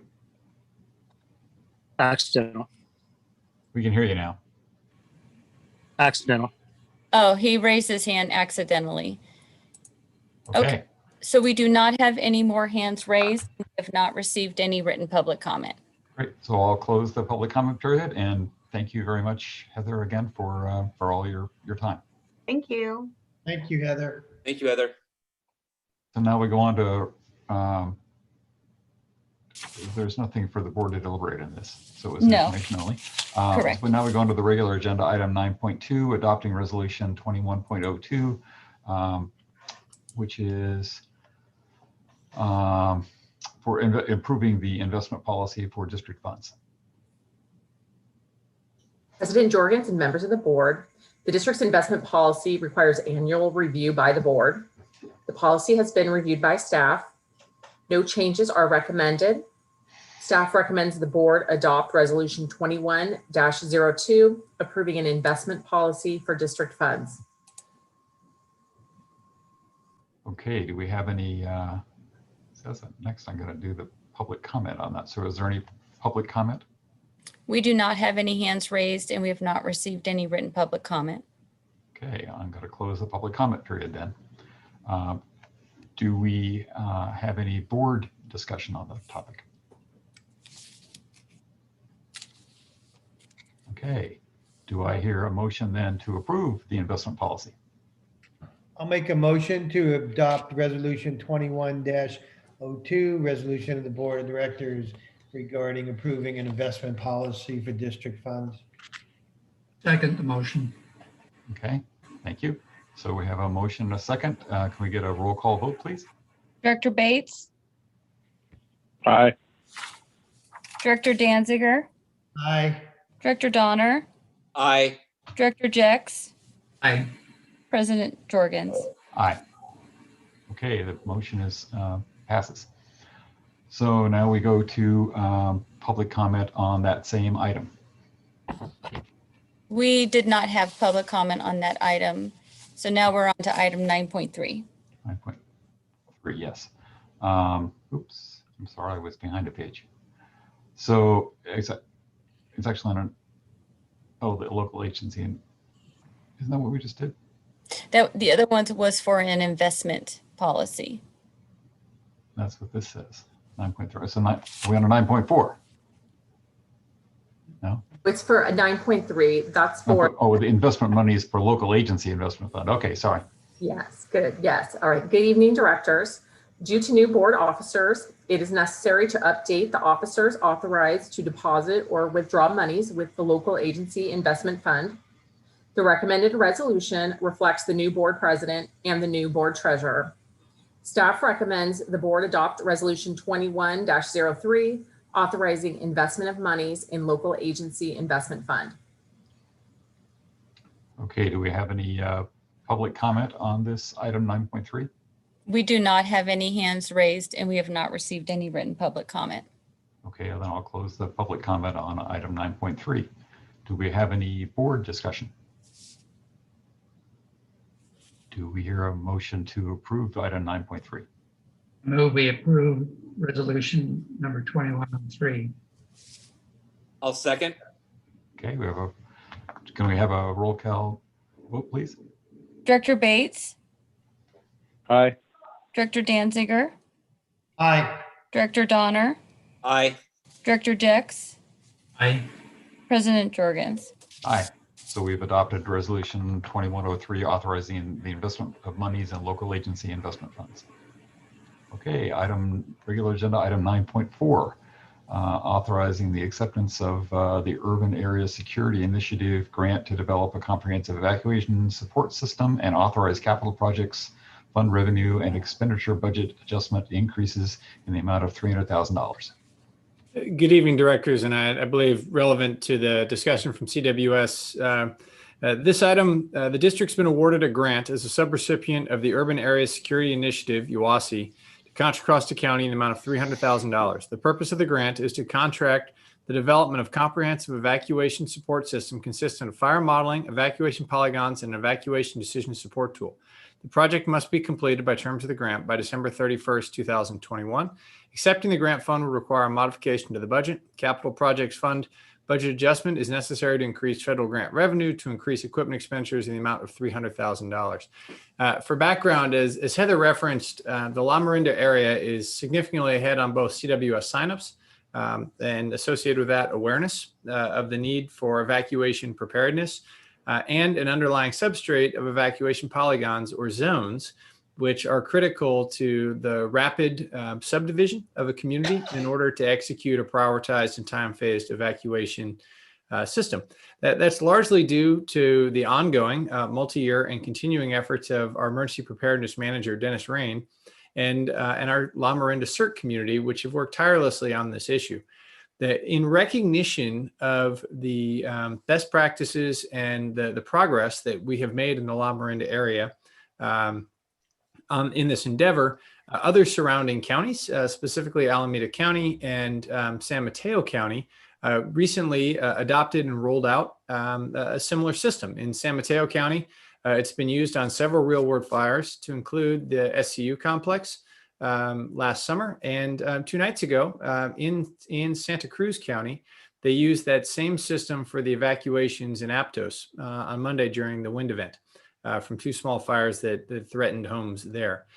So the grant is to expand that system on a countywide basis. That is beneficial because, as Heather referenced, a fire at a scale that is large enough to cause evacuations is very likely to cross political boundaries. And as a fire either starts in our jurisdiction and moves into a neighboring jurisdiction, or in the opposite direction, coming into our area, if evacuation plans and the underlying system is coordinated and can communicate with each other, we reduce confusion, we reduce delays in execution as different systems are processed by the CWS folks.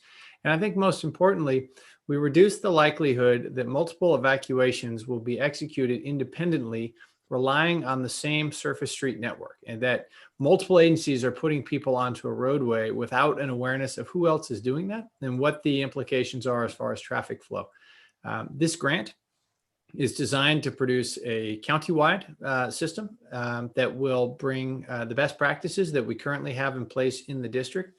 It'll bring it to the rest of the county. MOFD was asked by the County Chiefs Association to act as the lead for this grant because of our expertise in developing these evacuation polygons and evacuation decision support tools that we've put into place over the last several years.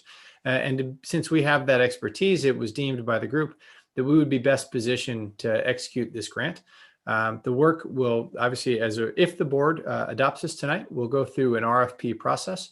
And through the RFP, in alignment both with our purchasing and contracting policies, as well as UASI's policies, and we've been involved in significant amount of pre-discussions with UASI to ensure anything we are doing is done in accordance with their policies, so there will be no issues with reimbursement.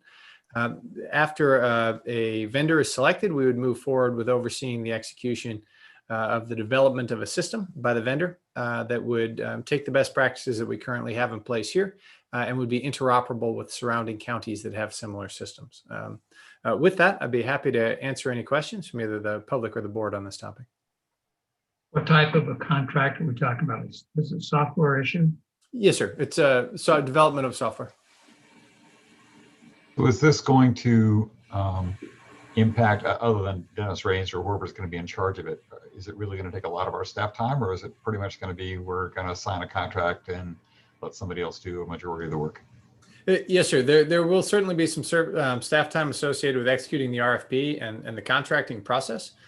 So the mechanics of letting the contract will require some staff time. That said, the development process, no, we will give our specifications to the contractor or the vendor, and the vendor will produce the software to those specifications. We'll produce the outcomes because there are a number of vendors that have existing software that can do this.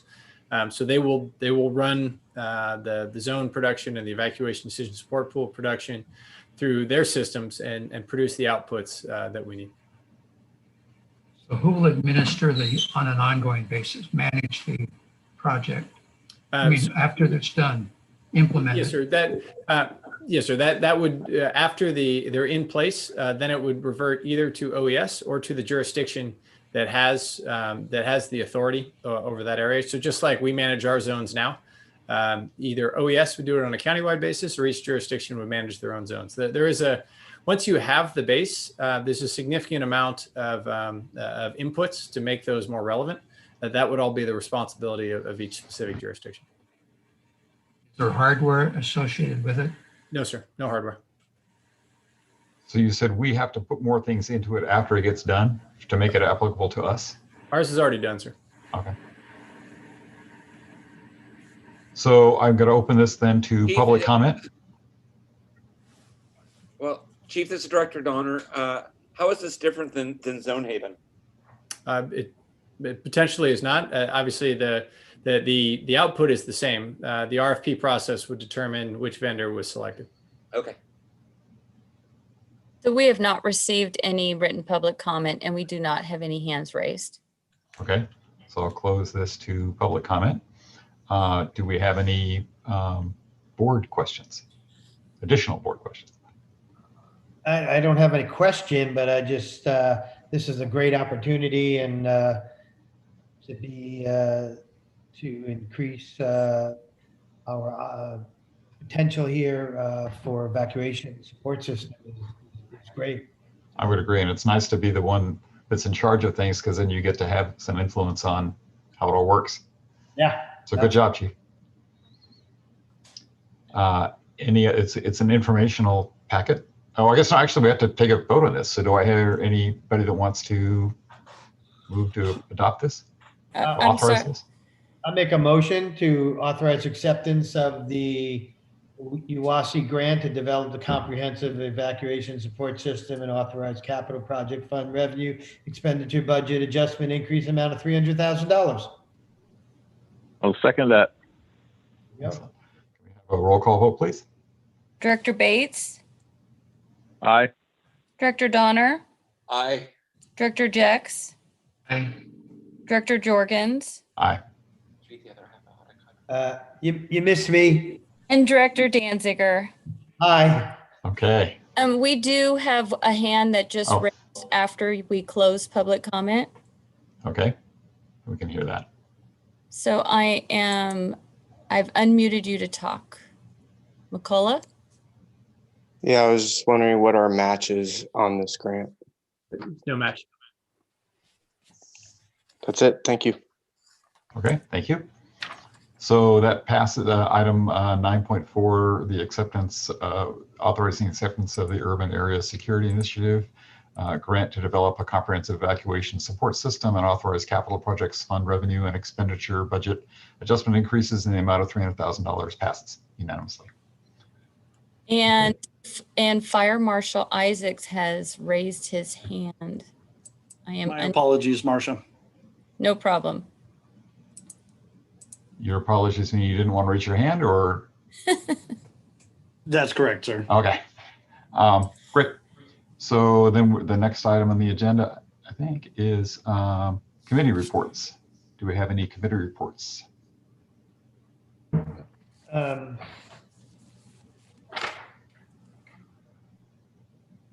don't think so. Okay. Not hearing any committee reports. We will move through those. And do we have any public comment on the fact that we don't have any committee reports? We do not have any hands raised or written public comment. That's good. Okay, so I'm going to close the public comment on that. Announcements. I would just say that in December, the end of December, President Jorgens and myself attended the City, Town, and MOFD subcommittee meeting. There'll be some changes on that. People coming and going. So I think I don't think we have a next meeting scheduled right now. I'm not even sure it's going to be in January, but I assume in February. And we'll probably have some changes to that committee, but it's going to continue in 2021, as far as I know. And I think it's been a good source of updates to the various town councils and city councils, and sharing of information with the community and between the communities. Yeah, and last meeting, Assembly Member Bauer Kahan and a representative from State Senator Steve Glazer addressed the subcommittee. Yes. Okay, thank you. Any other announcements? Okay. Any questions or informational comments from the board members and staff? Okay. Fire chief updates.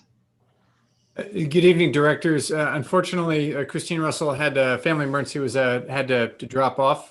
So I will be presenting the HR update, but we'll start with the fire marshal for an update on prevention division. Good evening, directors. Been working on the CWPP, preparing for the upcoming meetings for that. Also been reaching out to the CAL FIRE resource management staff and working on the number of dead trees we see in the area and getting informational items out to our citizens. so they're aware of the dead trees and the need to remove them. And also have some good news and bad news. We are losing one of our fuel mitigation specialists, Tiffany Walls. Good news for her, she's going to San Francisco City Fire Department as a firefighter, pursuing her dream and goals to become have a career in the fire service.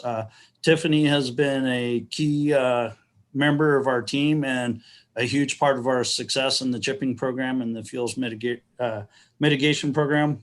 We're absolutely going to miss her, but wish her the best of luck and can't wait to see what great things she does over there in San Francisco. Fire Marshal, when's her last day? Friday, sir. Okay. Yeah, please give her best regards. Stay safe from the board, I would say. I had the opportunity to spend a day with her and get to know her even after that a little bit. And she will be missed, and I'm sure she'll be a great firefighter. Yes, sir. I will make sure I pass that along. And then to fill her spot, I'll be working with Christine in HR to initiate the hiring process and going through all that. Okay. If I could just briefly, as both Fire Marshal said and Director Danziger, we were very fortunate to have her. We appreciate all of the things she did. She was phenomenal in any number of areas and really speaks to the high quality folks we've been able to get in the fuel mitigation specialist position. And no surprise, she's moved on to better things. And I would not be surprised to see her in a leadership position in the San Francisco Fire Department in the not too distant future. We're very excited for her. Big day to have gotten that call, which came in yesterday around noon. So it moved pretty fast and into something she's been working on for quite a while. So it was a really exciting moment for her and for the rest of us to be able to share in that. Great. Okay. Jeff, anything else from prevention? No, sir. That concludes my report.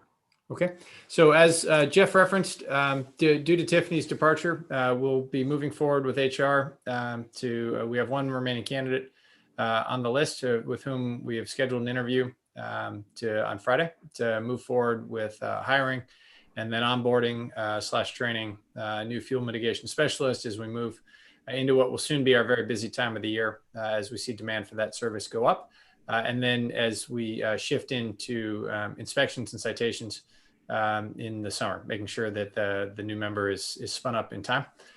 So we'll continue to move forward there and then start thinking about forming a new list just so we anticipate that we will continue to see movement amongst our fuel mitigation specialists as they pursue full-time, long-term positions of increased responsibility with other agencies.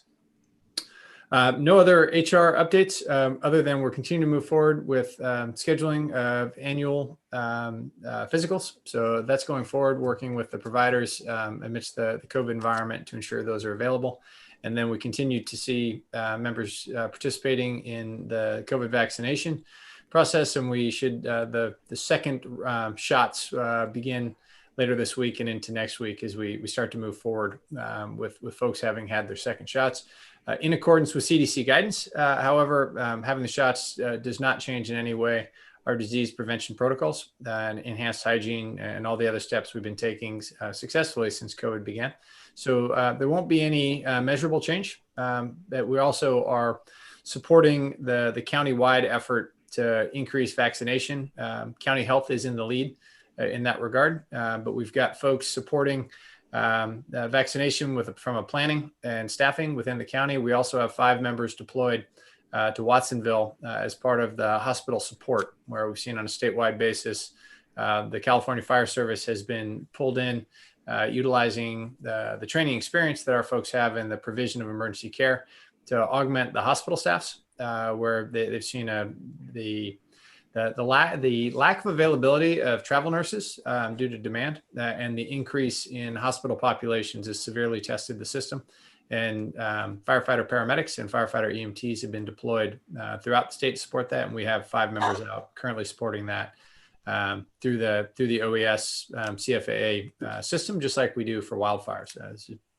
It was simplified by the fact that it used the exact same system. The reports so far have been very good, that they've been meaningfully engaged and are supporting the efforts of those hospitals to handle the surge that thankfully appears to be tapering off. The other item in my lane, we will start the first of the CWPP community meetings tomorrow. Encourage anyone who's interested in attending. The information's on our website under our calendar. And we look forward to explaining what we're trying to do and facilitating community input in order to make sure that this document is meaningful and is reflective of the community's concerns and understanding of fire, and is something that we can use to guide our efforts as a community for the next 3 years before it's updated. Coming back from the holidays, we were able to maintain our service levels, obviously, throughout the holidays, despite all the challenges specific with the increase in the vaccine, or increases in COVID activity. And jumping a little bit ahead to communication received, but we received a number of very nice cards and at least one box of chocolates, which were appreciated from the community. So we really appreciate that feedback and validation that, from my perspective, that the members continue to uphold the high standards of the district that the community has come to expect. With that, I'd be happy to answer any questions from the board. Board members have any questions? So I have a couple. So on the COVID-19, I know that there are some organizations for seniors, for example, in Orinda, that have worked with the county, and they ended up setting up in coordination with the county, ended up setting up vaccination centers in, I think, Stanley Middle School, someplace over in Lafayette. And I'm wondering if we have any interest in doing things like that. I understand the county is actually looking for people to try to help with these things. Yes, sir. So we've been, as I mentioned before, we're working in coordination with the county. To date, the county has asked the fire service to support vaccinations at 2 sites, one in San Ramon, one in Contra Costa County. We're supporting those. That's an expansion of the sites that were used for hospital worker and first responder vaccinations. When the county is looking for more sites, we'll certainly explore that. The challenge for us, however, is we only have one site that really has any space, and that's 41. And even that, if you look behind 41, it's really crowded out back, and the passing through, I'm not sure our sites are ideal for that. Oh. And then with the members deployed, there are challenges as well with staffing, because it does require significant input and staffing, and I'm not sure that we have the ability to stand one up on our own. Well, the place in San Ramon that I went to yesterday uses schools because they're vacant right now and have lots of big parking lots. Speaking of which, I think you put a link to the one at the San Ramon Center on our website now. I have, 20 or 25 friends that have used it so far. When I was there yesterday, we were the first car that pulled in. There were 10 stations that were manned by the fire personnel with, the paramedics, and 3 of them had cars at them. So, there was lots of capacity. They said they were, quote, full, but I think they're scheduling, and who knows why. I assume the county's telling them how to schedule it. But they were scheduling like 5 minutes between each appointment.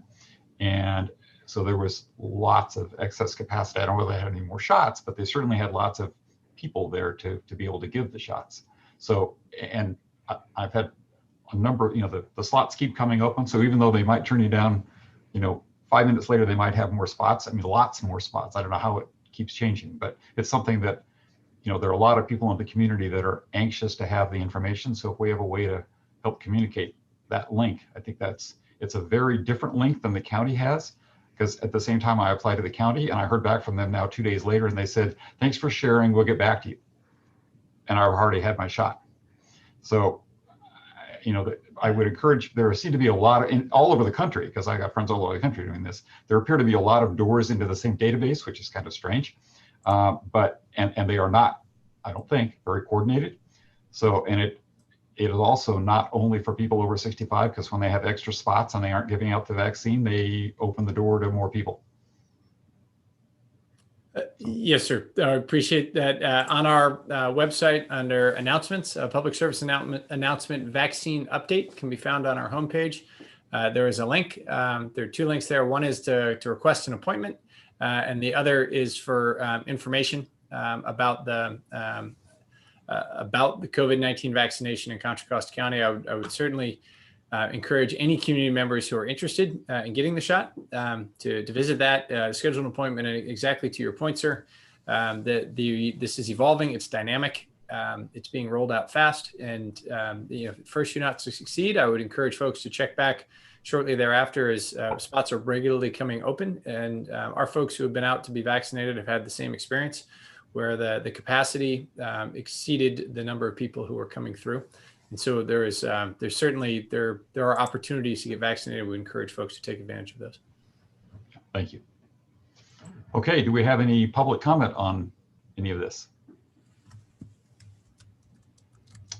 Okay, I'll close the public comment on that. Do we have any, let's see, it says regular agenda items 11.1 to 11.5. Yeah, so we skipped over communications. Oh, sorry. That's okay. And future agenda items. Yes, so under communications received, there was the legal information that was included on the special meeting packet or announcement, as well as a number of commendatory items associated with the holidays, generally thanking the district as in the abstract. And then lastly was communication regarding proposed development at Wilder. That is a planning element, which is the city of Orinda purview, not MOFD's. Oh, and I will tell you, not only did I compliment the folks that were the firefighters that were at the San Ramon site, but I know a lot of people that were very excited. They were wonderfully professional and efficient and gave pain-free shots and were nice. And so great kudos to those guys. Okay, so do we have any comments on any of that or any future agenda items anyone wants to put on? We have the one thing that got moved this time, but other than that, okay, hearing none of that, I would be open to a recommendation that we we adjourn the meeting. I'll motion that we adjourn the meeting. I'll second. Second. Okay, can we have a roll call vote? Director Bates, Aye. Director Danziger, Aye. Director Donner, Yes. Director Jex, Yes. President Jorgens. Yes. Okay, thank night, you all. all. We had a great meeting and we'll see you in about a month, Aye. except for the special meeting.